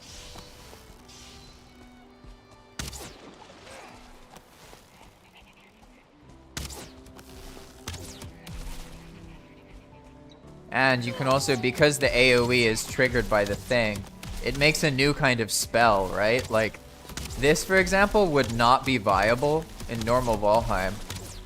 But with poison arrows, I mean, you could completely wreck things there. So, I know what I need to do. I need to make the poison hurt the player. That's always the answer with all of these super powerful things. They need to threaten the player. Because that's literally like, okay, let's see. I should be able to abuse it by doing this. Oh, maybe not if it's... We'll see. I'm not in a good situation to stay alive right now, so I'm not like set up to abuse it, if that makes sense.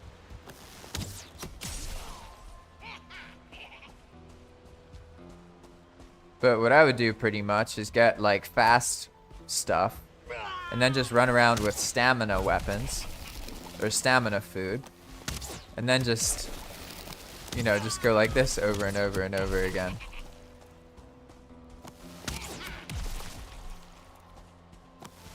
And I always get a bit confused with how poison damage works. It's like when you do more, is there loss?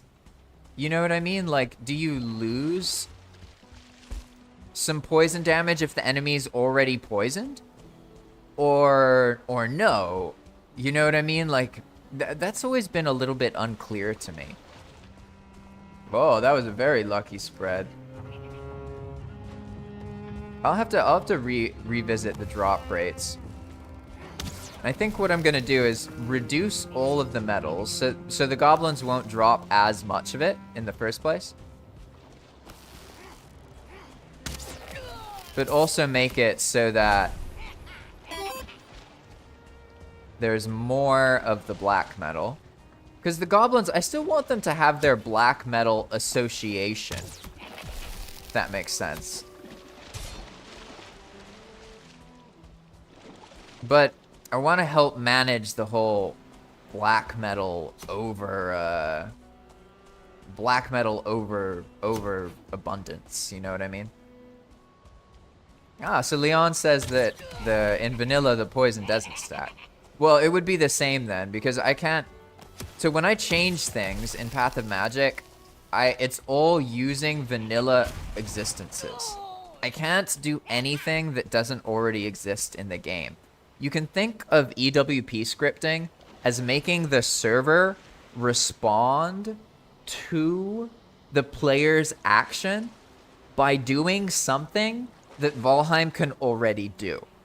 So if you want to add a custom monster, you can't do that. It can't look different, but you can make monsters that behave differently. As you saw earlier, there's these tough pack leaders, right? And those monsters can't be feared. They don't run away in the same way other monsters do. And if there's like a tough Deathsquito or something, they literally just chase you and keep attacking you. They don't do the runaway thing, right? So you can adjust behavior of monsters and sort of make custom monsters that way. And that's how it all remains vanilla friendly, right? And Dakar, for example, he's made monsters that are so... they really feel like he has some of these adjusted charred monsters and stuff that he showed me. I was like, holy shit. They're literally like, they seem like they're a different monster. He did a really good job of adjusting their behavior, their attack animations. They use literally different attacks. They pull out different weapons. It is insane. So he's really like shown me like, damn, you can do a lot to adjust monster behavior. The thing you're limited by is you can't add a new looking monster. Like, let's say I wanted to make this Fueling Berserker purple. I can't do that. I can make him red by using the fact that the 2-star Fueling Berserker is red, right? But that doesn't mean he is going to be. And hello, GTA designer. Welcome, welcome, welcome. I will do my best to be careful, but I'm not that good at it, to be honest. I'm better at being not careful, in all honesty. All of Dak's stuff is EWP based, Pan. He's one of the people who's taught me, basically Dakar and Raka have taught me or enabled Path of Magic. So like they're like the hidden people behind the mechanics and things on the server. Like obviously like I make the scripts, I put things together, I come up with the intention of things. But oftentimes like for the trade shelves, for example, that's literally, that's mostly Dakar, in all honesty. It's like the mathematics for those was really complicated because you have to think about like, okay, when a player gives, let's say they give 3 of something, but there's only 2 of the thing in stock. How do you handle that? What do you do? And okay, what about when the player puts multiple things of different types in the shelf? What do you do? And he literally handled all of that with different mathematics, and he's really, really good at it. And so just to be clear, I was explaining that with EWP, there's certain limitations.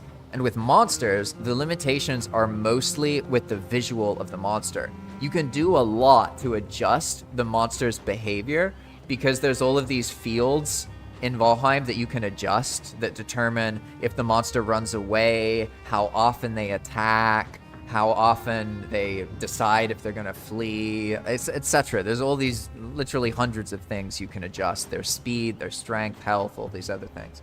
So you can adjust this and then add like delays to make new attacks, and you can combine that with making the server target nearby players and directly damage them. So you can make custom attacks for monsters with EWP scripting, and it's vanilla accessible. That's totally possible. It's really just mostly the limitation is the visuals of the monster. So Leon says, in vanilla, the poison damage doesn't stack. That's why using bombs is best to space them out over time. Yeah, I remember that actually, because one of the things I loved to do in vanilla was fight goblin camps with ooze bombs. So in this case, one second, let me collect my thoughts here. Yeah, in this case, so the poison arrow, it looks like, it does so much poison damage, but continuing to attack doesn't add the full duration of it, right? But it would reset the duration. So it does add some damage, but it's relatively wasteful compared to that first hit, which adds the full 20 seconds or whatever amount of time it is that things are like that. So, you know, I can already tell just by what's happening here that I don't need to reduce the scraps, because it's actually been a while since I've done this kind of thing. I've been in dev mode or in Black Forest early game stuff, right? And we barely have any scraps. Most of the time the enemies aren't dropping things, so I've gotten a little bit unlucky, right? The goblins are stealing their own loot, so to speak. Did he just revive himself? They do. I didn't know they could do that. That is interesting. Yes, so if you kill the goblin on the throw he teleports, then he'll die and then come back to life. Yeah, so I'm getting quite unlucky and not getting any loot. So we can see that this is actually, it's basically the opposite of what I want right now. This is too little scraps, and also it's not spread right. Silver needs to be very rare, and flame metal's appropriately rare. I don't see any flame metal, so that seems to be working all right. And tin and bronze and these other things, I basically want it to be iron, tin, bronze are less often than black metal. Black metal is the most common one, but we'll see. We'll see.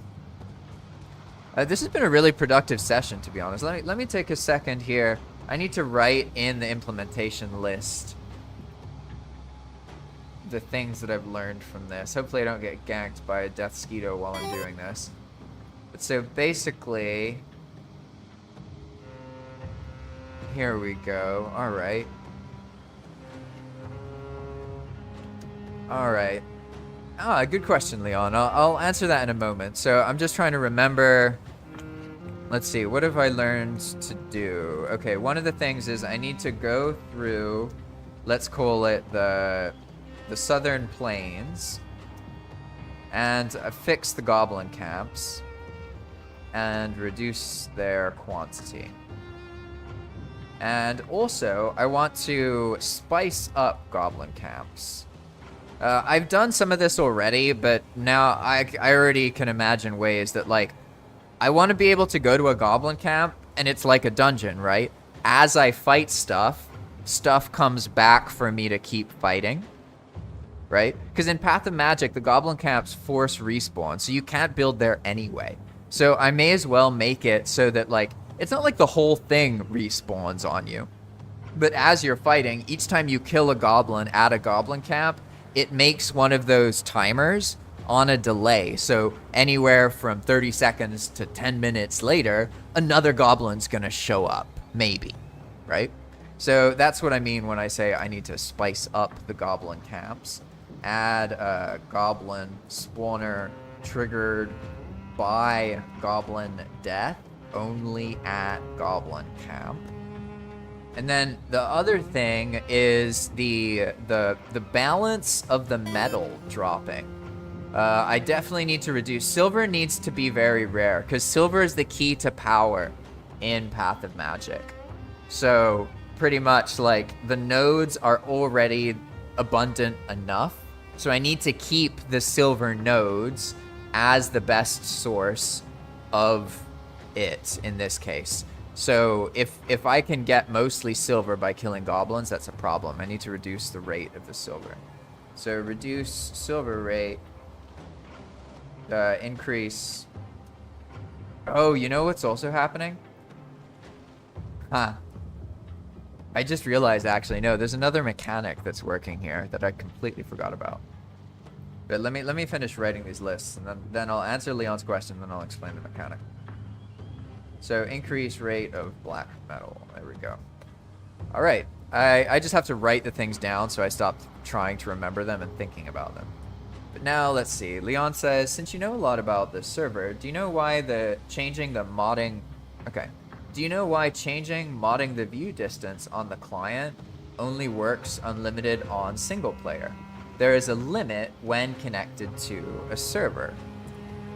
So, pretty much, when you're on the server, you're subject to the server's limitations. You can try and increase the render distance, but there's nothing for your client to load, essentially. Because it's sort of like you don't get the whole world shown to you, you just get the part that's within a couple zones of the player, right? It doesn't just make you have the whole world, because that would be ineffective, right? So when you're on a server, the server itself has to be adjusted to allow for an unlimited render distance. And that would mean making the server do that. And I think there are mods that allow that, but I'm under the impression they're server and client side, but I'm not sure. I can look more into it. I'll just add that to this list. Why not? Look into increasing server render distance. That would be cool, by the way. I mean, that is personally like, okay, I'll show off my horrible Valheim settings, but I play on like lower resolution, lower settings Valheim. But I will say the one thing that really matters is that draw distance, that level of detail, how far away you can see things. It really makes the world feel awesome. And honestly, I think that's the one thing that modern games have that is genuinely just better than a lot of old school games. Because I mostly play old games, so I'm very used to their limitations. And most of the things that we have now, I don't think are really that important. But one of the great ones is simply how far away you can see things in the game world. It does something to make the worlds feel, yeah, it's just more interesting, you know? Because like you could, like imagine we could see all the way to the mountain and see there's a frost cave, you know? It's like, it makes the world more accessible, and Valheim kind of, you know, can benefit from that. Especially because it's a game where you're exploring. So if there's something off in the distance, that motivates you to go see it. So generally, you should be able to see as many things as possible off in the distance, right? So we'll see. We'll see when I learn more about it. So Panan says, some camps could have locks, maybe starred. They add variety and a lot of pressure. Oh yeah, locks are intense, like really, really intense. In my head, the 2-starred Loxen is the strongest monster of the plains. Like, they're very, very powerful. And, you know, another thing we could do, we can also change or add things to plains chests. So, I don't know if there's anything that could be more interesting or more useful. Well, you know, here's a thought, actually. I want to make plains castles. And in general, you can get stone in the plains, but by taking away one of the defining geographical features of the plains, right? So that's not necessarily ideal. So maybe the goblin camps can just have stone in the chests as well. I mean, why not? You know, stone's already really plentiful. I don't think doing that is gonna invalidate some really enjoyable experience. There's certain resources that I found, like, it's better to just make them available to the players without much work. And those are really only just stone, wood, the basics. So like, I don't really try and like prevent people from getting that. I try and make it really accessible. I've found that, like, basically when people play Valheim, you can imagine point A and point B, the start point and the end point on their experience on your server. And let's say that you go to the future, right? You can then look back and see, okay, from this point to this point, this player played, and they spent this much time. Let's say they spent 5 hours or 10 hours. Let's go with 10. That's an easier number to work with. The way I look at it is that 10 hours is gonna be, assuming they have an enjoyable experience, that 10 hours is gonna be 10 hours. To elaborate on what I mean by that is the more they do of one thing is the less they do of another. And there's a lot of experiences in Valheim that people spend a lot of time working on that stop them from doing something maybe later on that they are more interested in doing. I've noticed people get kind of overwhelmed. They get, like, maybe somebody they'll start a project that's too big, and then it takes too long, it makes too many instances, and they get frustrated by it, right? So these are things that happen. Pan says, goblin chest ideas. Less used, the lesser used meads and mead bases. That is a good idea, actually, because, oh, that's a whole angle. What if the chests give items that are related to mechanics, right? Because I took that attitude with the boss chests. If you've done any boss chests recently, they give like the items that are related to a mechanic or something players don't normally use, so they might not know about, and it's designed as an introduction. So I can take that concept and what Pan's saying here, and I can use those so that it'll add some more variability. Because personally for me, I'm at a point where I don't give a shit about a goblin chest because I know what's in it. It's some needles, some coins, maybe some black marble, some flax, and some barley. I mean, is there anything else that can be in it? I don't know. Maybe goblin can goblin totems be in the chest? I don't think so. Those can only be on the mounted things, right? Yeah, because the other source of them are goblin brutes dropping them sometimes. I'm pretty sure that's how it works. Let's see. Yeah, I'm on the same page, Pan. Those are great ideas. So I'll add that to this list. 1 second. So add, spice up goblin camp chests by adding rarer feasts and other palm mechanic related items. So just to be clear, what I mean by that is there's like certain things on palm that are different, right? Like as you saw earlier, I can shoot poison arrows and then it makes like a AoE thing, right? I shot a silver arrow. That's different, right? But you won't know that from a regular poison arrow. But I can make special poison arrows, just like how this sword says it's partially empowered. I can do the same thing and make special poison arrows that have a description of what they do, right? So it might mislead players sometimes because it might make them think that only those poison arrows do the thing, even though all of them do it. But I can spawn things in the chests that describe mechanics as well. So I think that that's a great chance because each goblin camp, they can be reset with coins. The player can pay to reset them. That's right. That's the other thing I don't care about. Sharpening stones. Although it is kind of cool that they are in the chest because you can use it to build that extension. And I remember that being useful because it allowed you to get that repair level high enough with less heavy materials and being portable. So I'm not going to say that that's bad, but it's just more like examples of something that's useful maybe once to a player or in a very niche situation, but most of the time it's not that relevant, right? So we'll rework the chests, and basically when the goblin camps respawn, they'll change or add things to the chests. Maybe it'll just add things. It's probably easier, to be honest. And that way people can still get some sense of normality.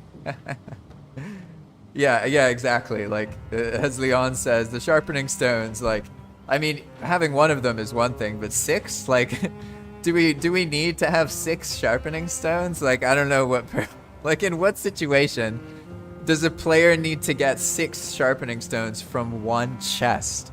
You know what I mean? It's like, I don't even know. Is that affected by the world modifier or something? Like, it seems a bit weird from my perspective. And, let's see. Then Leon says, here we go. Yes, stone and wood encourage building. All the others have other uses to consider balancing out. So even full stacks don't break the game. It should be rare enough that it feels special and not encourage hoarding. Yeah, and honestly, that's one thing I noticed is that when we're playtesting, the rates of things kind of benefit from being lower.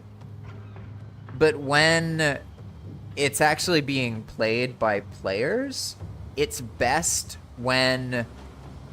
Or sorry, no, I inverted it. When we're playtesting, it's better for things to be a bit too common. But then for it to feel balanced by the player, it's better for things to be quite infrequent, less common. That really helps with the long-term stuff as well, because you want to have situations where a player could play every day for like a month or two, and then on day 60, find something new that they didn't know could happen, right? So if everything is occurring too often, they'll get to that point, and then they're seeing repeating occurrences, not new things they've never seen before. And that's why in the long run, it's better for things to be much slower, so to speak. And in these situations, for the playtesting, they're a bit higher than they'll be for when I want to actually like make it more available to people, because people are also going to be able to adjust it themselves. So I'll like determine through all the playtesting what the default is pretty much. And by the way, I'm at the point where my internet might start cutting out, and it's already done that a couple times, but then it's come back to normal. Basically what happens is around 6 a.m., the businesses start turning on, and if enough of the businesses are using data-heavy stuff at that time, then it overwhelms the internet, and it just, there's no bandwidth, basically. But sometimes I get lucky, and it just turns on, and then there's a bit of lag, and then it goes away, and it's okay. So we're going to see what happens, and I'm going to keep going unless that becomes a big problem. And good morning, Jake. Welcome. It's good to see you here. Jake's one of the US people, so it's early for us. But most of the Valheim player base, and I think most of my audience, are in kind of Northern Europe-ish time zones. That's like maybe half the people, whereas the other half are spread out all over the world in different places. At least that's what I've noticed demographically. So the other thing that now I'm gonna get at is there's actually another mechanic going on that I completely forgot about.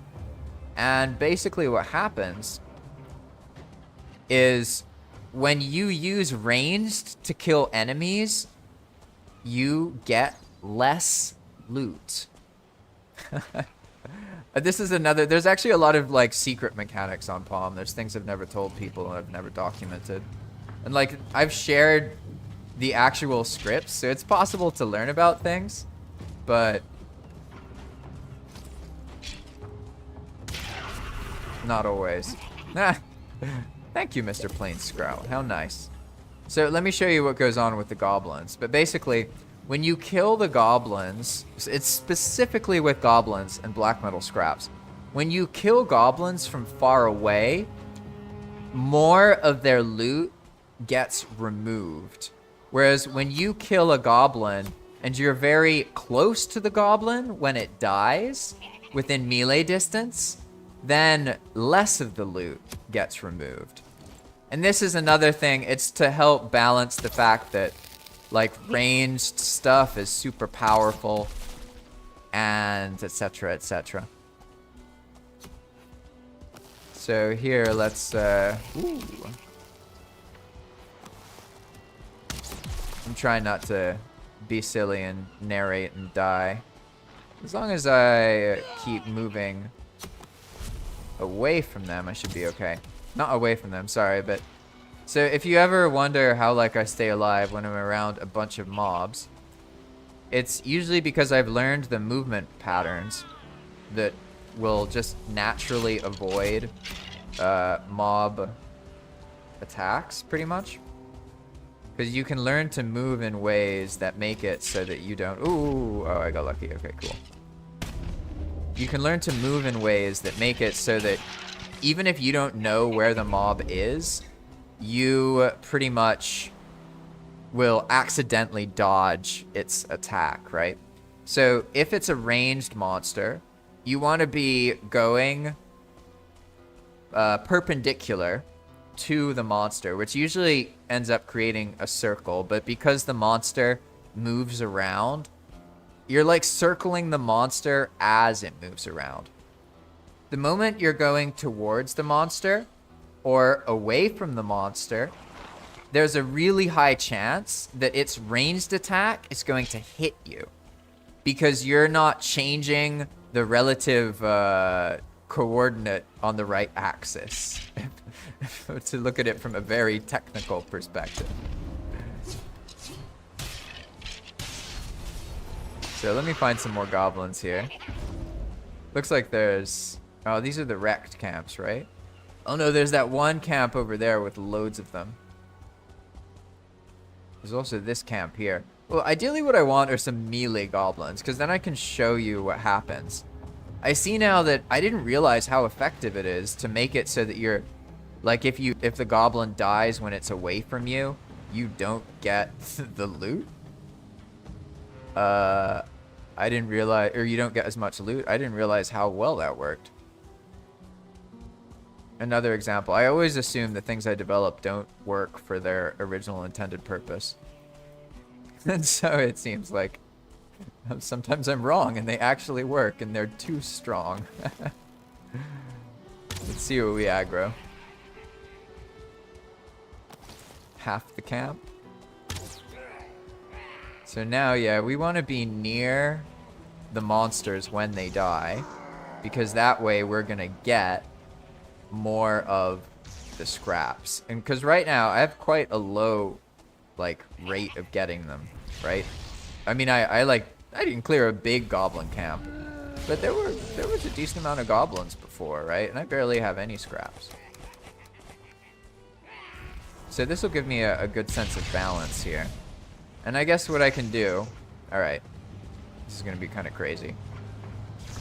Give me a moment here. I need to... I could just poison them and then be close. Uh-oh. Whoa, I was so lucky there. I ran out of stamina. Oh, nope, nope. Classic ran into the ditch. Classic situation.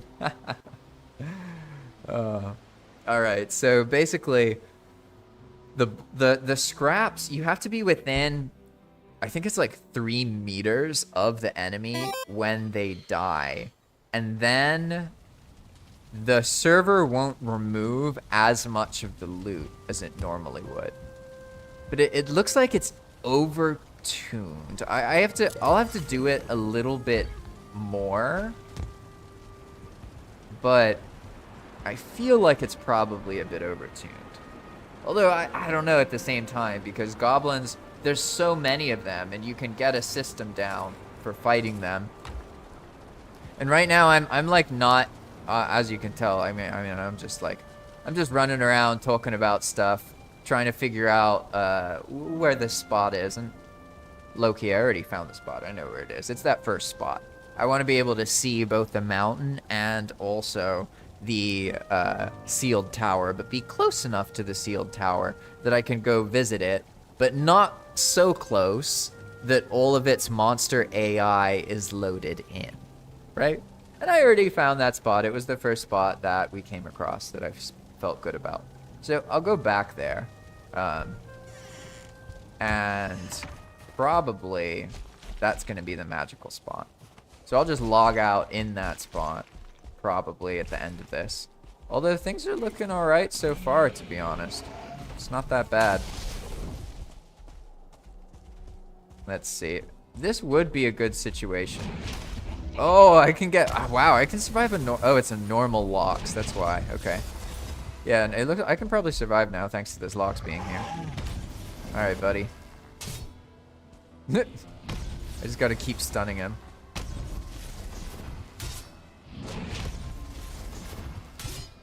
Yeah, locks have a funny animation for their... when they get staggered, it's very, like, subtle. Uh-oh. Ooh, just in time. Yeah, here, all of these attacks. Like, this is how... using bubble blocking. This wouldn't be possible without bubble blocking. I would die. But bubble blocking makes it so you don't lose health when you block. So it's much more attritive, much less attritive than the traditional blocking is in Valheim.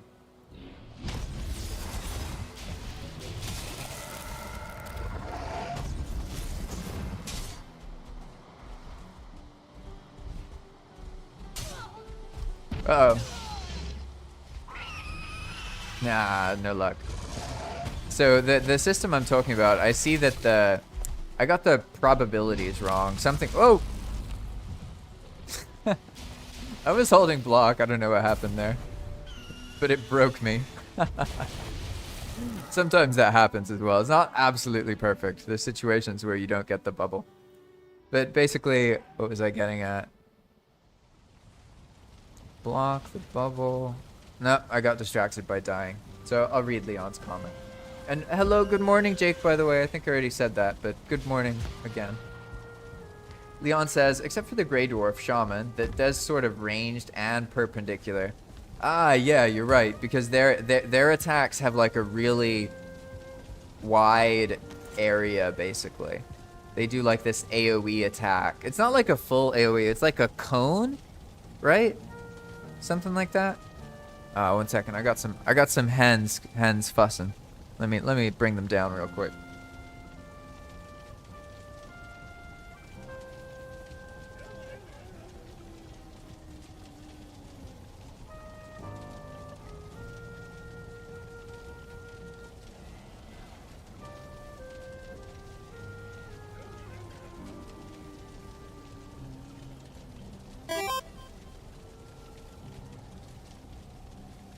All right, there we go.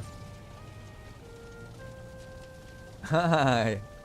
Yeah, so Leon says, so you keep your stuff after death. I needed to do death runs. So there's a world modifier in Valheim that allows you to keep all of your equipment when you die. And my philosophy with dying is dying should be less punishing and more fun. As you can see, I die a lot. I have no qualms about it. So when you die on Path of Magic, you don't lose your skill experience. Or sorry, your skill... oh, interesting. So you don't, you definitely don't lose the like 5% or 1% or whatever it would normally be. You lose nothing in that sense. But it does... well, at least it used to reset your experience for the level. But,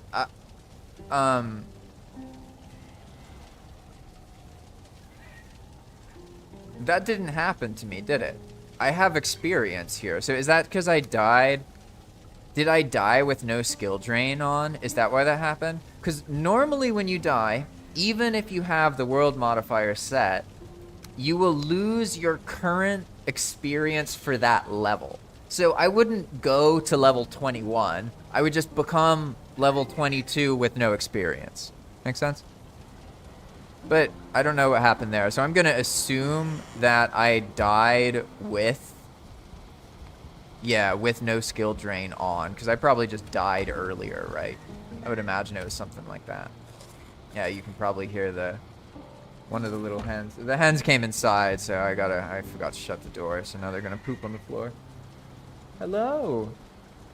They're so elegant. Alright. No, you spawned. That's so weird. Are you using... so Leon says that despite the world modifier being set like that, when he played, he did lose equipped gear. So, what this is from a mod, this part here. But this stuff should be the same for you, basically. Like, you shouldn't... are you using any other mods that adjust the UI or anything? Because... And by the way, people are free. On Path of Magic, people are free to use whatever mods they want, as long as they're not messing with other people's experiences.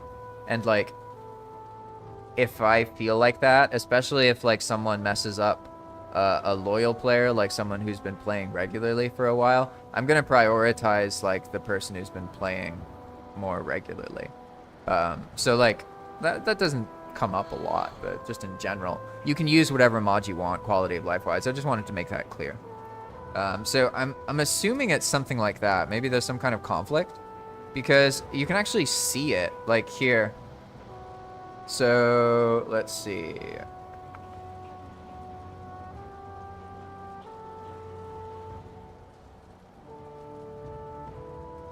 Interesting. I wonder, did something happen to the world modifier? Huh. Yeah, that's very odd. I wonder, what about the other people? Do you guys, Now, I'm trying to wrap my head around why you would lose your gear.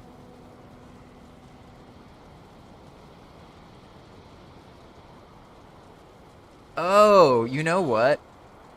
If you... Oh, I think I know what happened. Okay. Okay, so if you got killed by something, like if you were wearing rags and they broke, then they would stay on your body and you would wake up. So if you get a strong enough hit, like that's what happened to me. You see, I don't have a chest piece. I lost it. That's because if it breaks, and then you die, and it's not equipped, because broken things can't be equipped. So it goes back. So I think maybe that's what happened to you, Leon. Because, I mean, I'm dying now, and the world modifier is working correctly, right? So I'm assuming that's what's going on. But give me a moment. I need to evict the hens.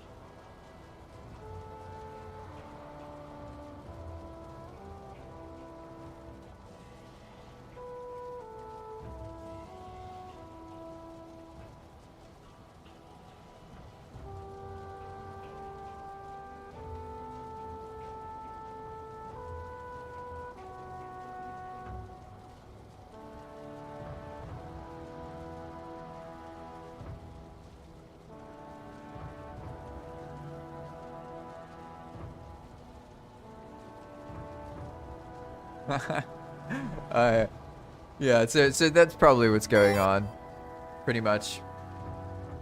It's so I think what's happening, Leon, is when you died, you're probably in earlier armor in the game, and it doesn't have as much durability, especially if you get killed by a starred monster, because Path of Magic plays on the very hard difficulty. So even like a normal Grey Dwarf Brute, for example, can hit you really hard. It can do a lot of damage. Yeah,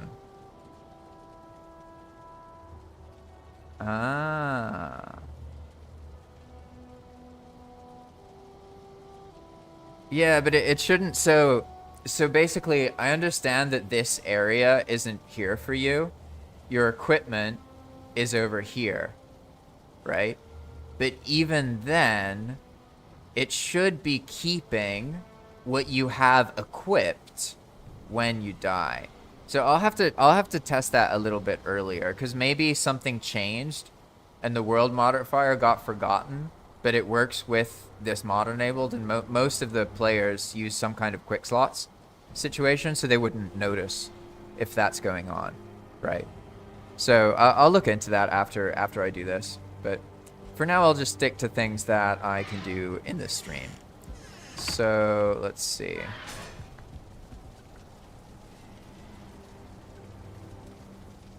One moment, I'm gonna sip some tea.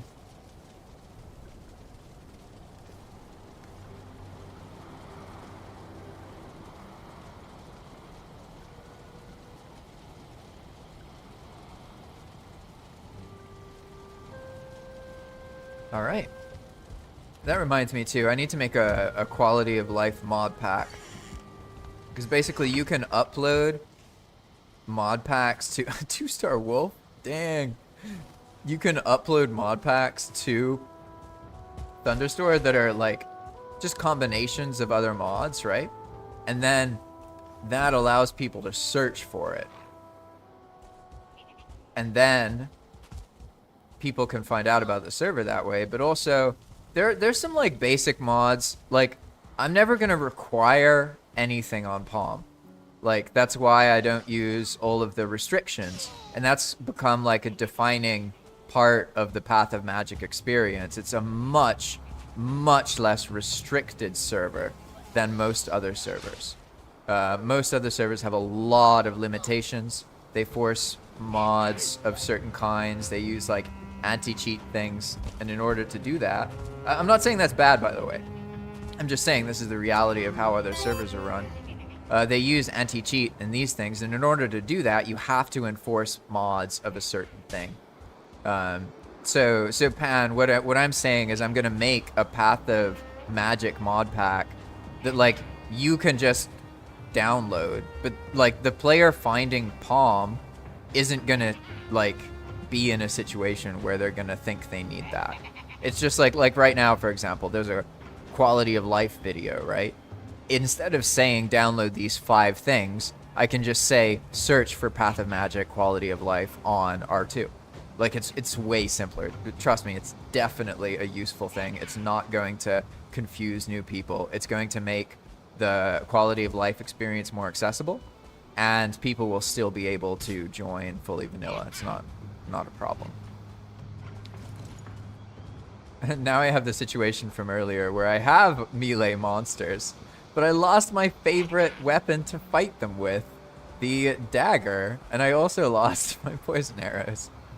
Now I just have the sword, which I'm not quite as used to, and I usually take advantage of the fact that with the dagger I can attack really quickly. So with the sword I have to learn, like, you have to hit them like when they're sort of to your right, basically. Yeah, that was inevitable. You have to hit them when they're to your right, because the attack of the sword and other weapons, it's not like one thing that all happens at the same time. It occurs in an arc that starts from the right and goes to the left. And you can learn about that and use that to hit and dodge enemies, basically. Because there's a significant difference in some situations. Like with Deathsquito, for example. If I have a sword and the Deathsquito is where the pillar is and I attack, I'm gonna die. Because there is enough of a delay from the right part of the swing in the character's right hand to it getting to the left that the Deathsquito lands the attack. But if I invert the situation and the Deathsquito is a little bit to the right of me, then the damage gets taken faster. You hit them sooner. So earlier, like when I'm able to stay alive with Deathsquito because I'm using a dagger, that's what I'm doing. I'm keeping in mind that there's this magic spot where the hitbox begins of the dagger or the sword, and it's to the right because all the characters are like right-handed, right? I think you can't put the sword. Yeah, there's no way to put it in another. I think you can do that with some items, right? Can't you? Because, like, you can make it so the... yeah, I'm thinking of the lanterns. They can be in different hands, right? Yeah. The sword, for me, is challenging, to be honest. It's too slow. For me, I don't do as well with the Deathsquitos or the goblins. But the daggers are so fast. I love fighting with daggers, to be honest.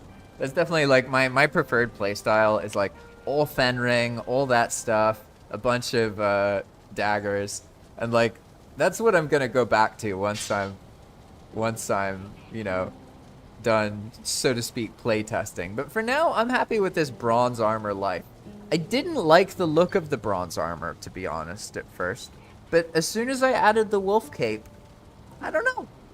It all just... I suddenly started liking it. It's like, what? Like, now I like how shiny the bronze is. You know what I mean? It has that gleam to it. It's just, I don't know, it's pretty cool. It feels very, very Viking. I guess the same can be said about the iron armor, like, realistically. But it is what it is. Here we go. I'm gonna be a little sneaky here. These look reasonable. This looks totally reasonable. Alright, let's see. Come on, Mr. Normal Goblin. He gives me the bubble. And now I no longer need the tower shield, so I run around fast. And I can use the sword to block, which normally doesn't work. But when you have a bubble, you have like super blocking ability. Make sense? So I can take care of the goblins pretty easily this way. Even if it was a 2-star goblin. And boom, there we go. Hey, yeah, so you see what just happened? That's the difference. Basically, the black metal scrap earlier was getting taken away because I was using ranged combat to fight the goblins. Which is like, huh. I didn't realize it worked that well. So now I'm wondering, like, I guess I don't need to undertune it as much.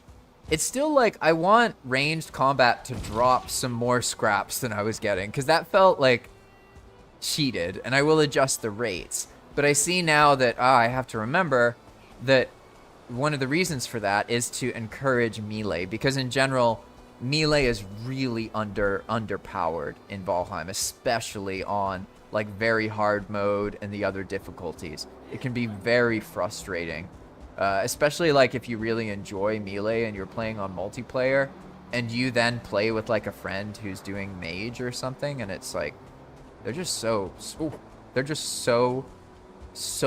powerful that, you know, it doesn't. Hey. So when players see a mage, they're very powerful, and I've read quite a few posts by people who like are trying to make melee work, and they just like get frustrated by how much stronger their like ranged friends are and other things. I literally just like that last swing, for some reason I didn't get out of the way.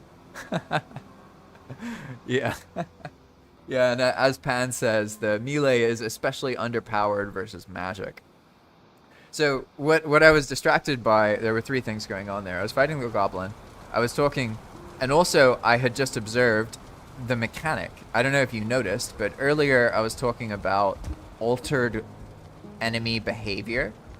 Did you notice that goblin was not behaving like a normal goblin? Not just that he was, you know, a 2-star goblin, like, yeah, 2-star goblin, cool. But if you really know Valheim and you fought a lot of goblins, you'll know that they never attack multiple times in a row like that. That never happens. The goblin maybe will do that twice. Maybe. Yeah, my armor broke earlier too. I'm a naked Viking now, apparently. But so that 2-star goblin, basically what's going on with him, well, I don't know what that was about. Is he dead? But the 2-star goblin is a tough goblin, as you saw, right? You saw that he had that affix, tough. Tough monsters have adjusted behavior. So, oh, that's funny, okay. It looks like he killed me, and then he got killed by that diverger. That's funny. So I can't even show the mechanic anymore. Interesting. I'll have to find another one to fight. Maybe there's another over here. But the tough monsters in Path of Magic, when a deer or a hare or a player dies near an enemy, they have a chance to make that enemy grow in strength. That's what the tough monsters are, basically. So the first time an enemy gets into that situation, it's going to... Ah, yeah, I died of... Where did I die? I'm, like, distracted by this. The first time an enemy dies with a feeder mob, that's what I refer to them as in the scripts, it'll get turned into a tough mob. And then it can keep leveling up. And if it's a 2-star mob, when that happens, it becomes an empowered monster. And every time something gets tough, it gets that behavior change where it won't circle around you. So, like, for example, if this was a tough Death Skeeto, it would behave differently. So this one, right? He runs up to me, and then he circles.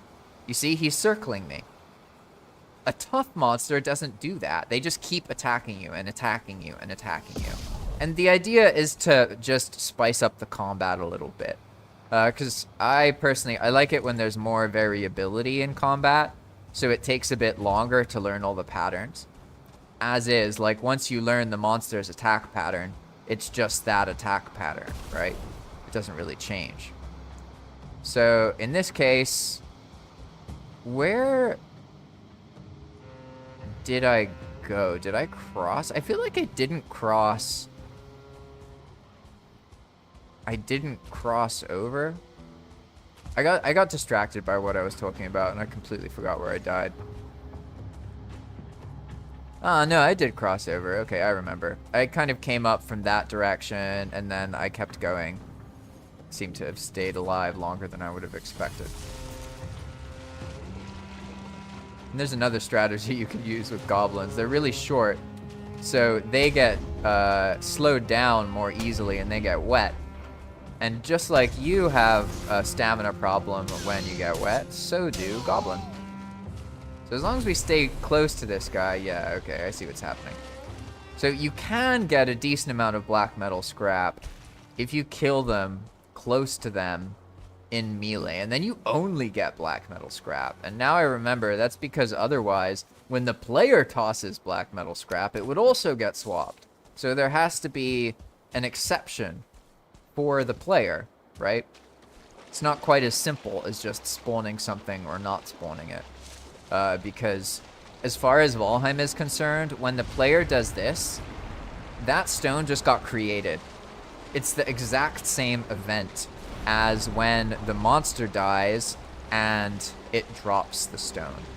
So I have to, like, block the event from happening that allows me to adjust the drop. And that's why it works that way. Basically. That's pretty much all there is to it. I could make it so it drops less black metal, or it swaps it, but then that would also come with the consequence of that occurring when the player throws it out of their inventory, which is obviously not ideal, right? Ooh, I got lucky. Sometimes I get the stun in, like, that's often how I die. I think that's like a normal experience for people. But they get the stun in, like, right then, right before. And they go for that other attack, and it doesn't land in time, and then you get killed. Or you get one of those classic lag moments where both you and the enemy, like, kill each other. You know what I mean? That's always funny. Hey, here we go, alright. It looks like this is where I went. It's funny how the mind works, isn't it? Because I didn't technically remember. And if I tried to think about where I was, I didn't remember where I died. But then I just, like, went to where I started, and then I naturally went back to the same place without even thinking about it. You know? Kind of funny. Sometimes I really do believe that we are our biggest obstacle, and our mind gets in our way. It seems to be the reality of things, to be honest. And for now, I think this is good for now. I've done enough of this sort of exploring. Now what I want to do is find that exact spot. What is that going on over there? I don't know what that is. What we're looking for is the exact spot to build in. And I definitely want to be close to this tower because I love this tower. To be honest, these towers are my favorite. They are so cool. I love how you have to climb up it and then go down into it, and there's rooms. It's awesome. I really like that dungeon. Definitely one of my favorites.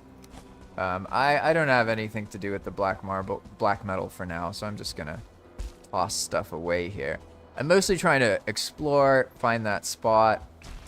And now I want something that's sort of, the tower is visible, but also some other stuff. And I think this is the spot we found earlier.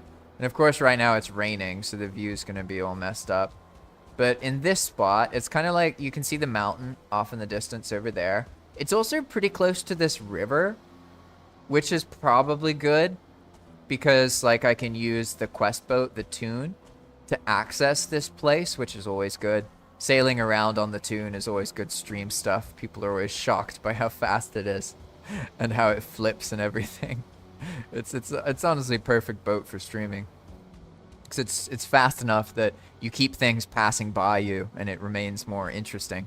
Whereas if you're in like a normal Valheim sailing situation, there's a lot of downtime, which like works if you're able to keep talking about stuff, but it's not as interesting being in the middle of the ocean listening to someone talk as it is listening to someone talk when they're in the middle of the ocean getting chased by bone maw serpents and stuff. You know what I mean? So like I kind of lean into that sometimes, and having access there would be great. And I'll make sure that these camps are fixed so they actually function. Right now they're kind of abandoned. That's a good idea, Pan. I was thinking about it, to be honest. That spot is nice. So Pan says to check out the area south of the tower. And I did. I went there earlier. But there's something for me about elevation. And that area is more flat. Whereas this part here is really high up. And I think that's what I'm going for. Maybe it's because the past couple bases I've made have been under, like, they're too close to the water, so I can't make that much of a basement or anything. But I think this, honestly, this is probably where I want to be. I like this area. Maybe even, like, right here. Like, look at this. Oof. Nice little alcove here. It's good stuff. Want to go, Mr. Skeeter? I got my tricks. Funny, I killed him and he got destroyed. Ah, the reality of server lag. Alright. This is solid. I'm going to assume this is the spot I want, but I'm going to humor Pan, and I'm going to go check out these other places as well. So he says I should check out the area near the south of the tower, and if on the west side, it's close to the Swamp Forge. Oh, you're right. This is very close to the Swamp Forge. I didn't even think about that. Because basically this river goes to the Swamp Forge, right? Yes. Jake, are you working on a new build? Or are you pointing out that, yeah, I'm going to need to start framing something up soon. Because that is true. That's what I'll be doing in the new spot. But I'll probably take a while. I'll off stream, I'll like lug a cart there or something. Or maybe I'll set the cart up. And then next stream, I'll show me like getting to the spot. Maybe I'll sail a Toon to that little mouth river right there. I'm not really sure what I'll do exactly. But for now, I'm just going to keep exploring. And yeah, that we could do something on this side. The thing is, like, I like the idea of being able to see the tower. So I don't want to be too far away from it. But I think earlier I kept going down that way, right? So what if this time, instead of doing that, I went over... Oh, no. I remember. I did go... Well, unless there's multiple 2-star fooling in the water. I guess that's feasible, isn't it? Oh, I used all my poison arrows. Interesting. Hey, no. Ooh, too slow. I guess I can check. I'll check that area out over there. I feel weird about it for some reason. Like I don't know. Like I don't want it. But that doesn't really make sense. Oh, I'm gonna die. Oh no, I'm good. All right, all right. Lucky me. Hey, calm down, goblins. Calm down. Okay, yeah, I forgot I was right next to like a crazy goblin camp. So basically what I need to do is get out of here. It's looking quite appealing to cross over now, to be honest. I would prefer it if things opened up a bit. Ah, okay, so these are real goblin camps. All right, that's good to know. I guess I shouldn't assume that all the goblin camps are broken. Oh, even that one works too. All right, that's good to know here. Oof. Hey, there's a distraction. Let's see how well this ice mage handles this situation. Oh, okay. Okay. Good to know, good to know. All right. Oh, okay, so these areas. Now we have another one of these. Like, it almost looks like it's a special, like it's supposed to be this way, you know what I mean? Like, look at that.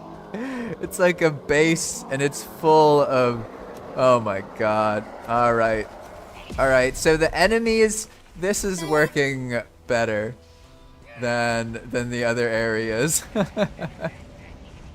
Oh gosh. Let's see.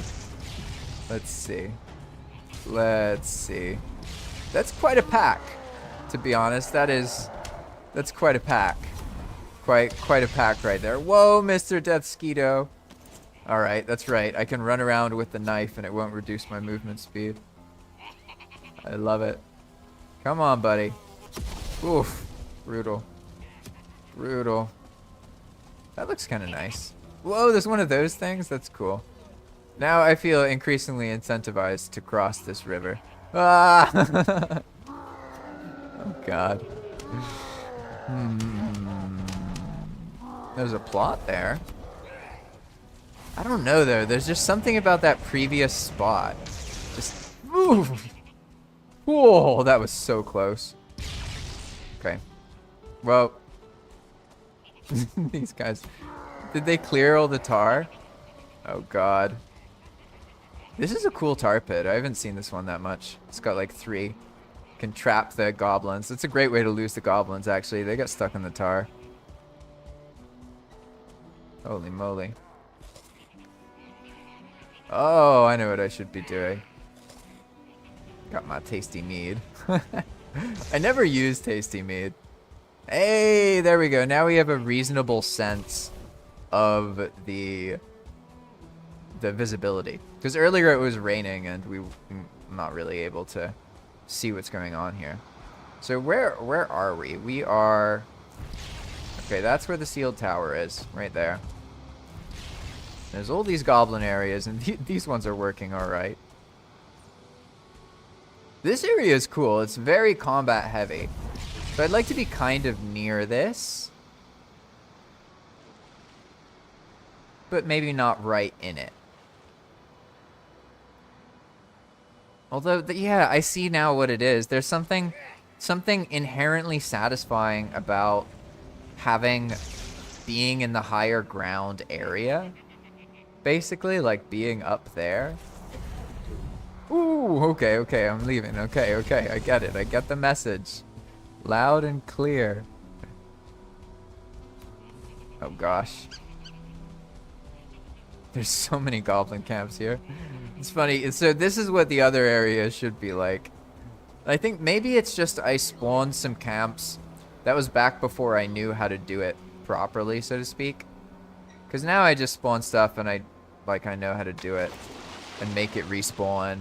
And be in the not on the zone border, you know what I mean? So that'll be what I work on after this. But it seems like my internet survived the cutoff period, so I got lucky today.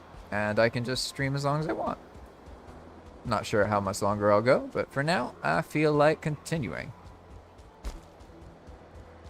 And what we want to see is if there's any magical feeling spot here. I mean, to be honest, this little ridge here is kind of nice, but there's just something about, I don't know, there's just something about it. I liked that earlier spot. I guess I'll go all the way down here, see how that is. Because that's like true deep plains, right? It's like surrounded, and there's even already these things, right? But I don't know. I feel like maybe this is better for another player to get excited about, and I don't need to use the spot up. Is this the same one I visited earlier? I think it is. Not entirely sure. It's pretty easy to get lost, to be honest. I mean, this, to be honest, it's a nice spot. Good ocean access. Don't have to deal with that much of a river, right? But honestly, I love the idea of having to sail into a dangerous plains river to even get into my base. Like, I think that that's fun. That's going to make for some good streaming, so to speak. Because now I'm learning to think from the perspective of, like, what makes amusing, interesting content as well. And something that's, like, more exciting. And that makes me do different things than I would normally do in Valheim, right? And here, it's a nice spot. It certainly is a nice spot. Rough neighborhood, but nice spot. Without too many neighbors, so to speak. But let's explore the coast a little bit. Honestly, I'm feeling very sold on the first spot. Like it's gonna take something really beautiful to make me feel like, nah, I don't want to do that original spot anymore. I am liking this kind of area. I love these kind of things, the way this looks. That's all from some weird thing I accidentally did a long time ago. There's a plains island over here. Interesting. Oh, too soon. Yeah, see? I was looking directly at the death skeeto, but I used the timing as if it's a little bit to the right. That's the trick. You gotta look to the right. See? Then it works. All right, here we are. Let's keep going here.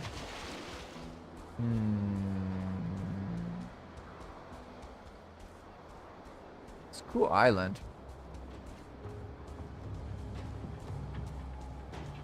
I really like, I see that what I like is the areas where the trees are. They look quite beautiful. And probably what's going on in that other spot that I really like is that there's elevation, there's like high ground, and there's trees, and there's no goblin camp like directly there, right in front of us, right? So it's got a couple, let's call beauty factors, and also access to a river. And I think for my purposes, I might prefer river access over ocean access. Mostly because I like sailing down rivers. And so if I can get to the base by sailing down a river, I'll do it more than if I can just access it from the ocean. Ooh, I didn't even see that Jesquito. He was gonna kill me. I definitely got lucky there. This would be a good spot to die in, you know, very far away. Very problematic. But for now, I'm just going to keep going down here. These goblin camps seem to be functioning. Although now, I'm also motivated to make the spicer for the goblin camp. Like, it's almost like, what if the more goblins the player fights, like, I don't know, what if we can make some kind of wave combat? You know what I'm saying? Like, the player kills the camp, and then the server notices that all of the goblin from the camp are gone, right? And then it does something, you know? Starts a new wave. Like, maybe it's like, it shows the player a message. And then they're like, reinforcements have arrived, or I don't know, something like that. And then suddenly there's a bunch of goblins surrounding the camp, right? And maybe I can make a couple different scripts so that it's not like that happens guaranteed every time. But every time you kill that last goblin in the camp, then boom, it's a potential trigger for something. You know what I'm saying?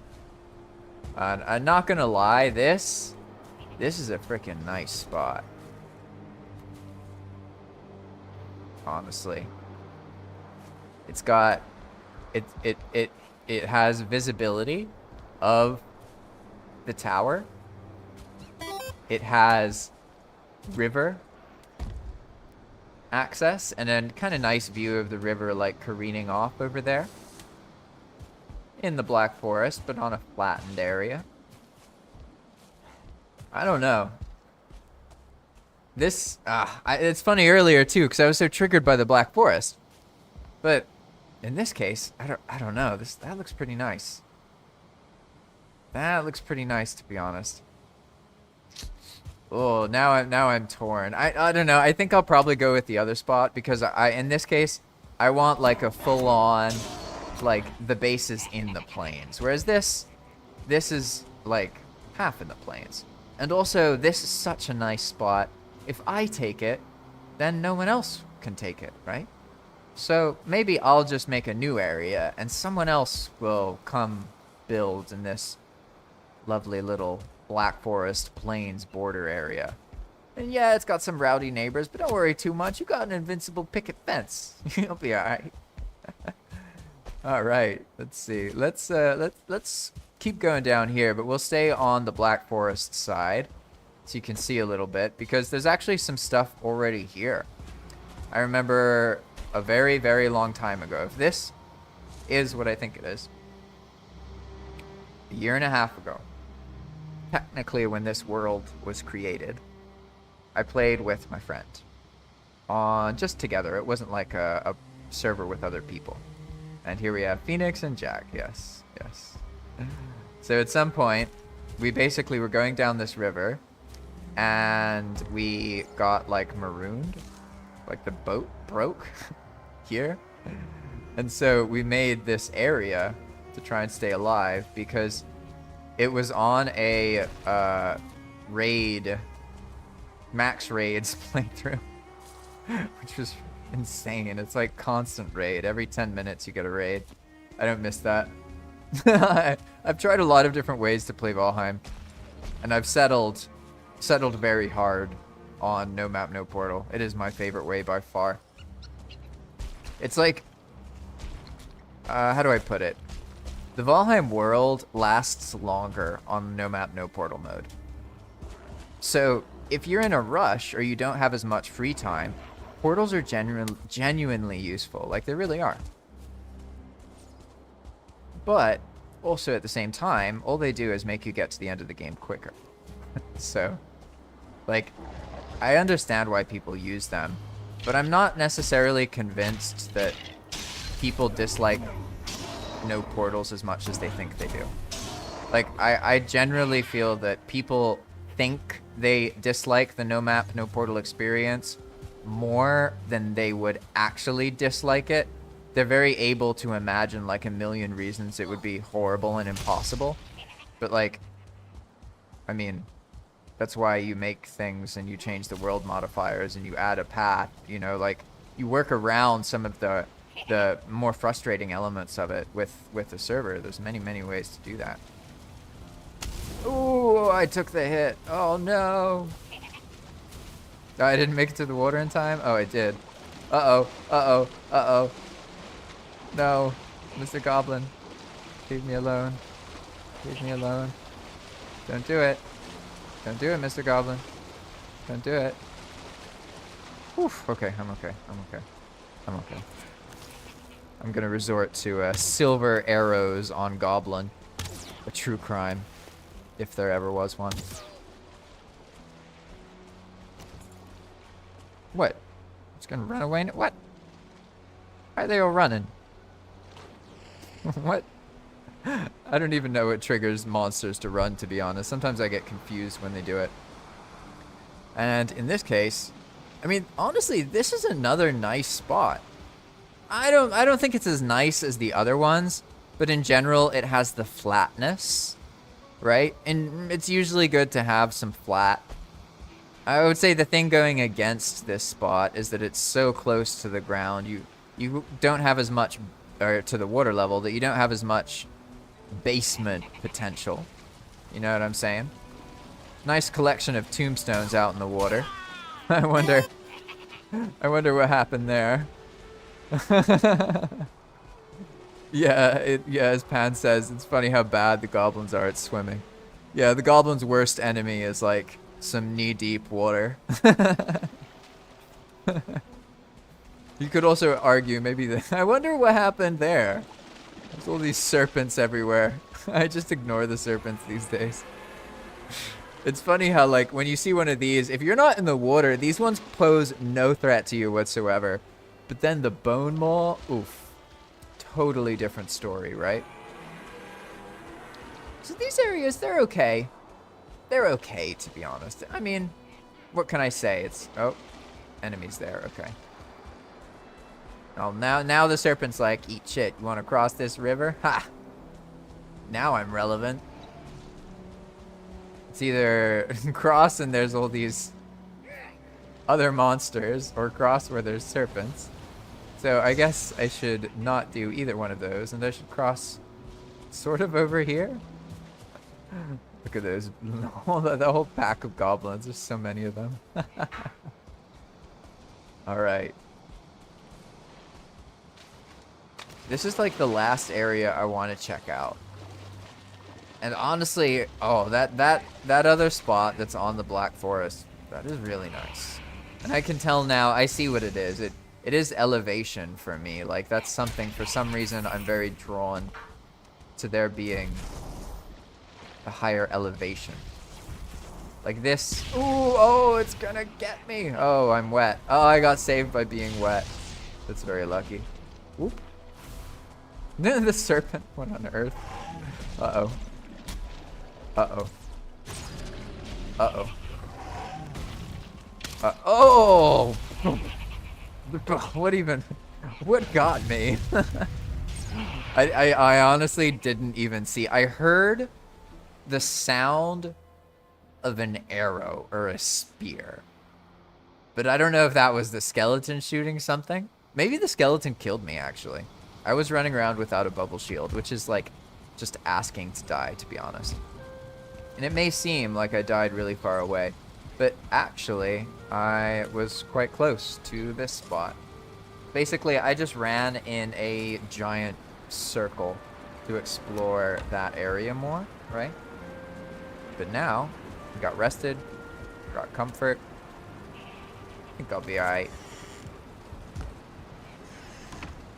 Tians has taught me to always close the door behind me. I didn't used to do that as often, but these days I just imagine her voice, and it's like, the door. It's like in Star Wars, where Luke is telepathically being told how to kill the Death Star.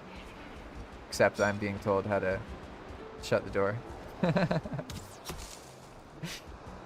So I should just be able to keep going down here. Oh no, I'm stuck in the rock. Hey, I wonder what's in that builder's box. Let's see. A box of tar. Lucky. Yeah, okay. It was obviously I was gonna get killed there. It was worth it, okay? I wanted to know what was in the box. I needed to know. I needed that. I'm feeling good about this first spot though. And that second spot is so nice. Maybe someone else will like that. What do you guys think actually? Like, out of all the spots, I know which ones I like, and I'm not gonna pick it based on what you say. Like, I'm just being real. But what do you think? Like, what would you like out of the areas that you've seen so far?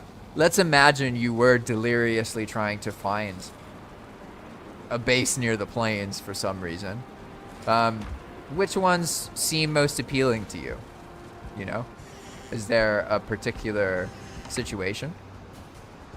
For me, what I've learned so far is that I like it when I can see things in the background. So I like having a visual of a mountain peak somewhere. And then I also like it when the place is high up. Maybe because of the way it makes views feel. But I'm not completely sure. Should I grab this?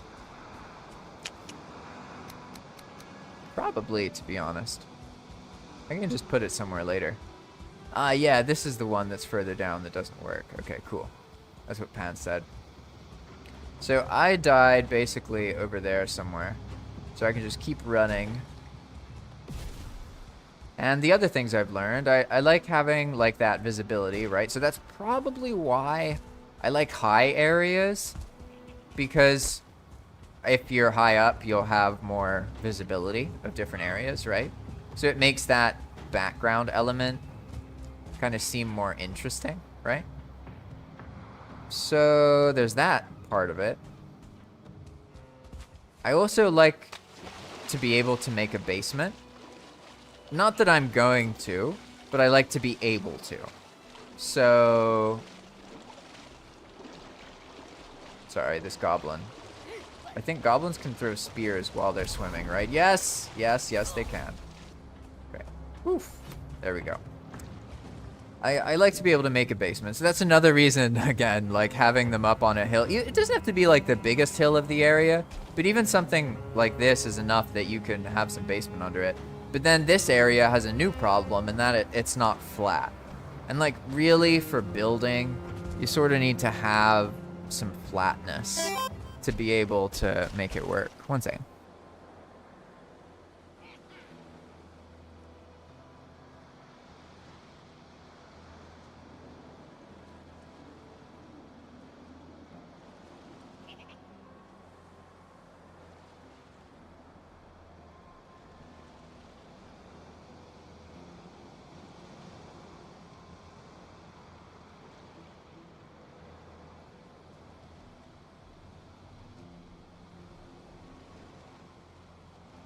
Alrighty, I'm back and alive. That's surprising.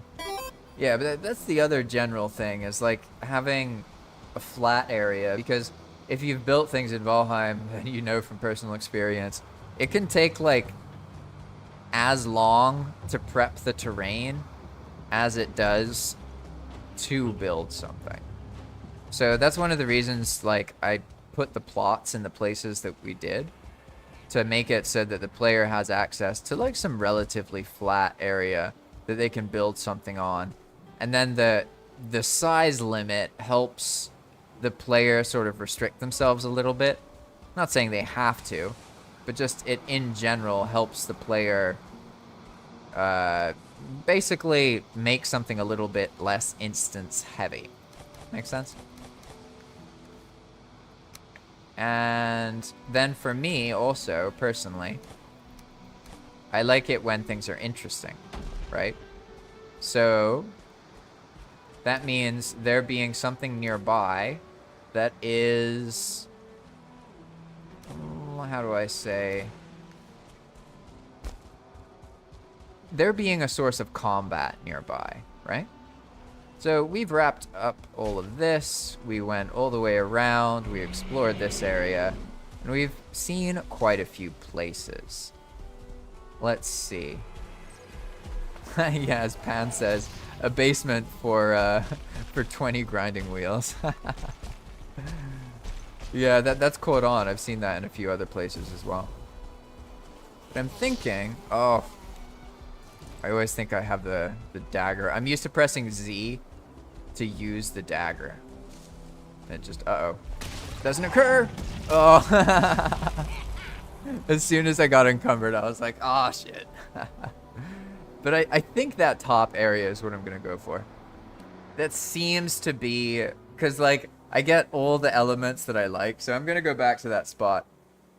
And then I'll finish up. Real quick to make sure. Let's see, one second, what's happening here? I'm having a doubling. Ah, there we go, that's what it was. Sorry, you might have heard that. Apparently I had this on in the background, so. There we go, nice. No, I need food.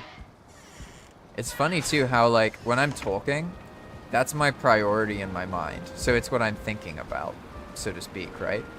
And the playing of Valheim becomes sort of autonomous, and it's really interesting seeing how I behave autonomously, because I start like like I see how the mind works more, if that makes sense. Because when I'm focused, it's harder to observe what I'm doing. Whereas when I'm distracted by talking, it's easier to observe the other behaviors. I don't know how to explain it, but like I've noticed, like if I'm just in a room in Valheim, I'm not gonna compulsively just like open a chest for no reason. But when I'm talking about something and I walk into a room, I will just see a chest and react to it by opening it. And it's like, it's kind of funny how like it influences my behavior. Like whether I'm talking, also how into I am about the thing that's being talked about. I get it. Okay, I had the knife equipped, so I unequipped it to. Yeah, I see. Okay, let's just act like that didn't happen. I was doing so well with the knife, to be honest. I think that did I fail with any knife hits before? I think I landed all of them except the sword hits. All right, here we go again. And all I'm doing now is just going back to that spot. I'm pretty sure that's the spot. And then it's a matter of transporting goods to the spot to get some things started there. Need to find some way to acquire wealth. So I'll be playtesting goblin camps. I have a feeling that means that this weekend I will be working on spicing up goblin camps so that they're more like the style of the dungeons. Because right now, killing goblins is not going to give you building materials. You're not going to be able to get like a bunch of wood and stone and other things in the same way that you can from dungeons. So I want to work on that. I want to make it so that the player can like keep fighting goblins and like refresh it, basically, if that makes any sense. They can keep respawning the camps and fight that way. That's what I have in mind. Although now I'm kind of second guessing this river thing because I'm thinking I'd have to actually come down a long way to get to the river. I don't know how that's gonna be, but we'll see. We'll see how it feels at the top of this spot. Although now it's misty, so I don't get that nice... Hey, calm down, Mr. Goblin. Calm down, Mr. Goblin, calm down. See, now we're doing the perpendicular thing. Gotta stay... Uh-oh. Oh, I can't go perpendicular. Oh, no! I survived, though. It's okay. That bastard. The enemies are so good at... Ranged enemies, as you've seen, they teleport, right? So they're really good at keeping up with the player. And I see how, like, I'm in a bad situation here. I gotta be a little bit creative. Oof. Alright, I'm fine now. Sort of. I swear it's kind of safe here. Okay. I have the... No! Just getting floored. It works out, to be honest, because like I need the weather to be clear in order to really feel the spot. But I'm pretty convinced that that top area is going to be what I'm going to go for, because it has the view of the mountain and some other stuff. Let's see if I can sleep, actually. I've just been ignoring the sleep like completely. At this point, I have no armor anymore. Ah, that's right. Yeah, armor. Armor is the thing. Yeah, I should remember that.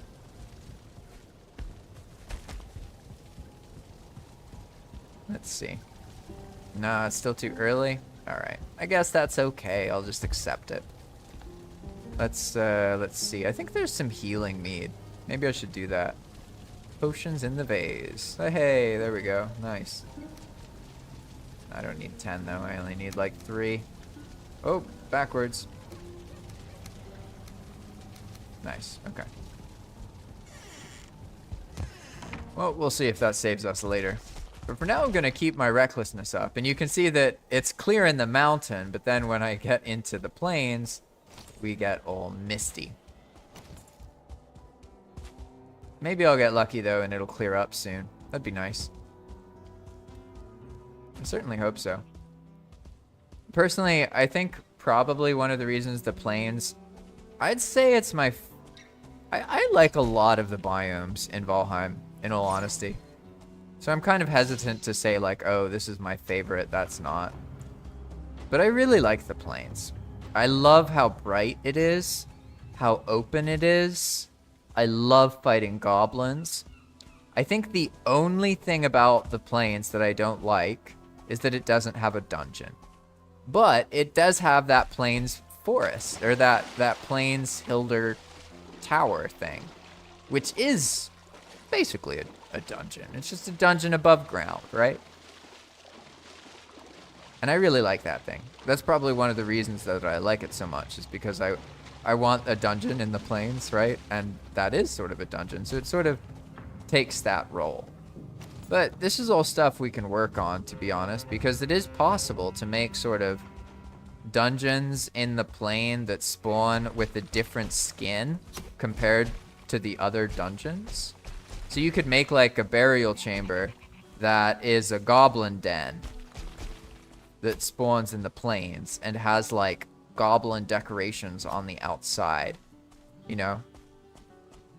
But for now, I'm not going to worry too much, because I've gotten to a point with Palm and these things where if I'm not careful, it's just like endless new stuff to work on and do. And I have to make sure that like I prioritize, because otherwise I could just end up developing a bunch of things that aren't as important as other stuff. So I'm not going to worry too much about making like a specific dungeon. Oof, that was close. I'm going to kind of have this playtesting experience. This is the spot, by the way. It's just kind of hard to tell what's going on here because of the mist. But I think what I'll go for is basically right here. Right where I died, actually. Yeah, this area here. And you know what? That's now a treasure chest. I'm just going to leave that be, because it's probably better that I have some storage here that isn't a chest that will be attacked by monsters. That also allows me to keep all of this tar in that situation. So I'll take this, and I'll just take the equipment, basically. Everything else is set up. All right. Now, there is a taller area up there. Let's see what it's like over here. I remember now. This is the ridge where there's some of this grouston. Yeah, it's tall, but it's not flat, right? Which, depending on how you build stuff, you know, I mean, that's not so bad. Because you can use the terrain and build out of it and use metal. And this is right next to an area with a load of metal. So I'm going to be able to build something really easily that way. But I don't know. I'm not bored on it yet because I can't see. I need to be able to see properly to feel it. But this spot seems pretty good because it's not too close to like the areas where there's lots of goblins, but it is close enough where there are some enemies, right? But it's close to other things. There's a mountain we can't see. There's the tower over there. And this ridge, honestly, I'm kind of feeling like this ridge is where I want to go for. Right here. And I can use like iron beams and stuff to make some kind of stone platform. So like it could be, maybe I go for like, because I want to go for a castle aesthetic, basically, right? So I could make something maybe over here. And then use iron in that kind of situation to make like a kind of tower kind of base. Hello, Waddell. Welcome, welcome, welcome. Always good to see some other names. Today I have been exploring these plains and looking for a spot, that like perfect spot, you know what I mean, to build. Because I've been itching to make a castle base in the plains and fight goblins and do all that. So what I'm gonna do is over the weekend, I'll set it up so goblin camps, you can fight goblins there, and like it's a source of stone and that kind of thing. I'll figure it out. I'm not sure exactly what to do, and I don't want to get too distracted bothering people with dev stuff. But I was hoping, in all honesty, that this mist would clear up. Because then I could see what the view is like from here. And I know that, like, path-wise, alright, I'm going to make some kind of stone tower base. This area seems very promising. I like looking at, like, things that are inspiring, right? So, one second. Inspiring. Or, I just... Sometimes I'm talking and I search for what I say instead of what I'm actually trying to search for. Let's see. So what I like to do is look at imagery, basically. So this helps kind of figure out, you know, if you're interested in the thing or not. And so what I'm going for is sort of something more like, not like that necessarily. These are all quite big. This kind of thing, actually. Basically, something where there's like the hill area and then there's a tower there.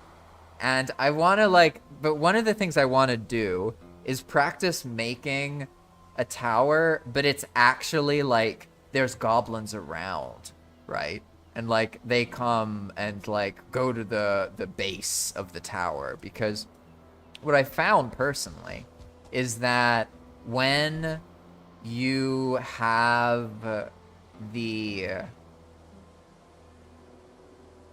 when you have something that's defensive, that looks foreboding and powerful, it won't feel that way unless it's actually defending you from something, unless you have the experience of it defending you. So I think I can combine the fact with the plains, and like honestly, like I know this doesn't necessarily look the best, but this is kind of something like what I have in mind. It's at the top of the hill. It's like something like this. Not too complicated. Because I was going for that kind of thing before, but to be honest, the swamp is just so dark and dreary. It's just pain being in the swamp all the time. That's why, like, basically me being in the swamp was the negative space necessary to then appreciate the plains, right? And we actually have a little bit of clarity here. So we can see that this area, it basically gets a view of down there in that area. There's this plot here, which maybe could be, you know, turned into some kind of dock or something. It's alright. It's alright. I don't know, though. I can imagine that from an aesthetic perspective, it would look really cool to see a tower here when you're not in it. But when I'm in the tower, I don't know. I want to be able to see Hilder's tower. You know what I'm saying? And like, where's Hilder's tower? All the way over there. That's why I like this area. For me, there was something that felt more magical, specifically about this spot, like right here. There's just something about like seeing the mountain that I like. Although I don't. Oh, green guy. All right, that was close. There's something that I am drawn to there, but also this all this terrain needs a bit more work. I need to touch things up and like clear it, and I'll go through when I do the development stuff to do that.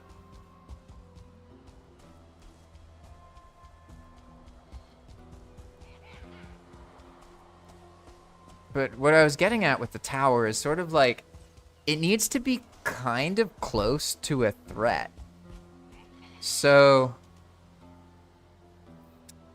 yeah, here's what I'm figuring out. Like with the goblin camps, I guess I can just move I'll have to redo all of the goblin camps in this area and like remove them and then replace them based on like putting them where feel like is best for the playability of the region, right?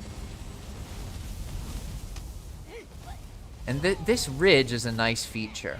You know what I'm saying? So, like, I could definitely see how having, like, a path, right, that goes along this ridge and then to a tower.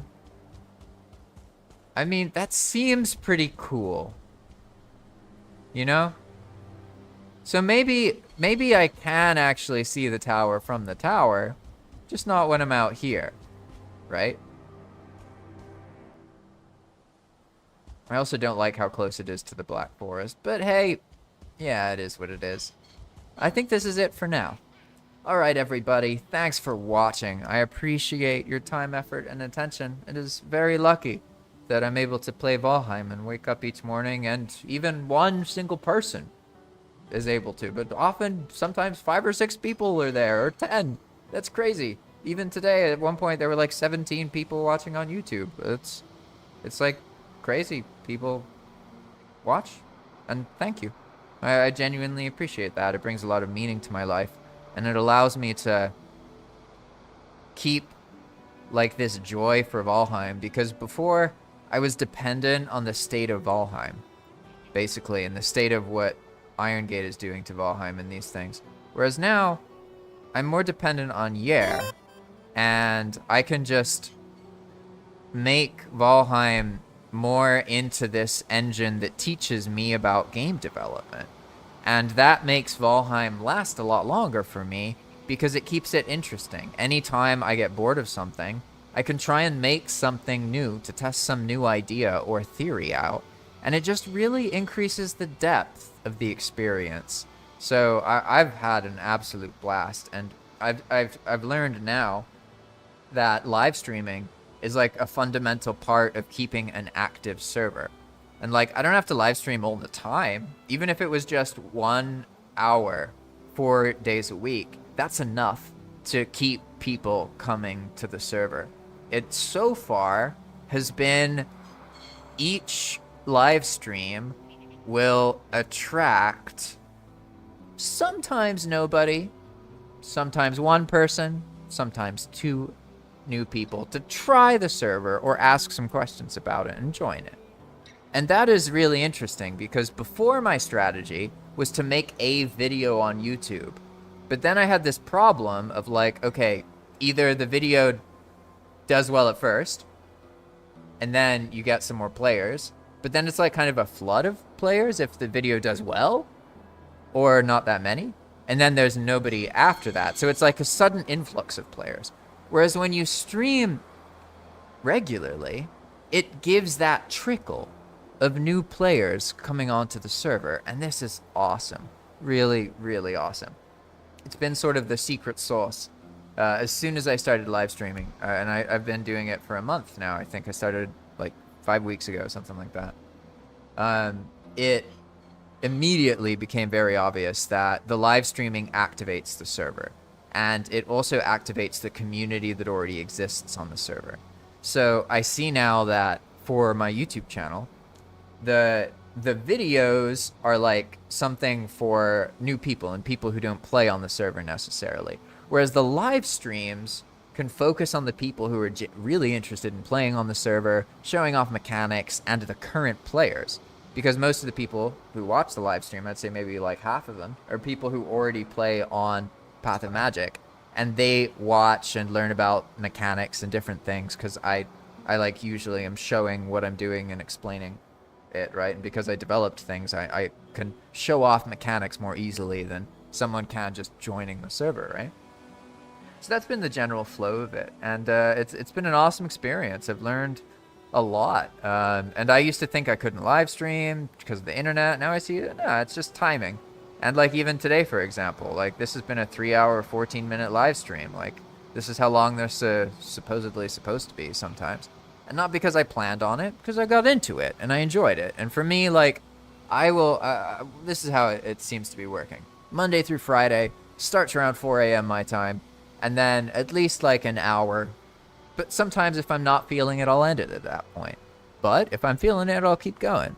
I don't need to keep some perfect schedule or anything, because I see that the thing that happens is that it helps activate the server. It's really useful that way. But I can't become a live streamer, if that makes sense. I can't just live stream. I have to do a mix of different kinds of content, like interviewing people, doing the live streams to keep the server active, developing stuff, making tutorials, and I'm still in the process of getting into the habits for all of this. So that's been a challenge, but it's definitely something that has been quite fulfilling. So again, thank you all for listening and watching. I really do appreciate it. And if you want to support my work, then I have a Patreon that helps me like keep doing this, because I pretty much do Valheim as if it's my job, but it's not. And I have other things in life that I do for work. So I've become quite busy, even though I do spend most of my time like developing and doing stuff for the server. Yeah, I basically have to find ways to earn more money from YouTube. Otherwise, I won't be able to keep this up. And that, you know, if that happens, it's not the end of the world, you know? At least I've gotten this much time to focus on things. But yeah, that's why I set up a Patreon and these things. So if you want to support me and encourage me and help me be able to just keep focusing on development and making videos in the server, then you can do that. Alternatively, you could get your own dedicated server to set things up and do all this crazy scripting. I've got lots of information about how to do that yourself, how to do the scripts, how to download the mods, install the stuff that you need, and everything necessary, if you're into that. But you could also just like the video, subscribe if you want to see more, and get alerts when I go live, because now I live stream on Monday, Tuesday, Wednesday, and Thursday mornings. So I guess for Europeans, that's in the afternoon. But for me, it's around like 4-ish a.m. Central Standard Time, I guess. That's the time zone I'm in. So thanks for watching, everybody. I appreciate that all. And yeah, have a lovely day.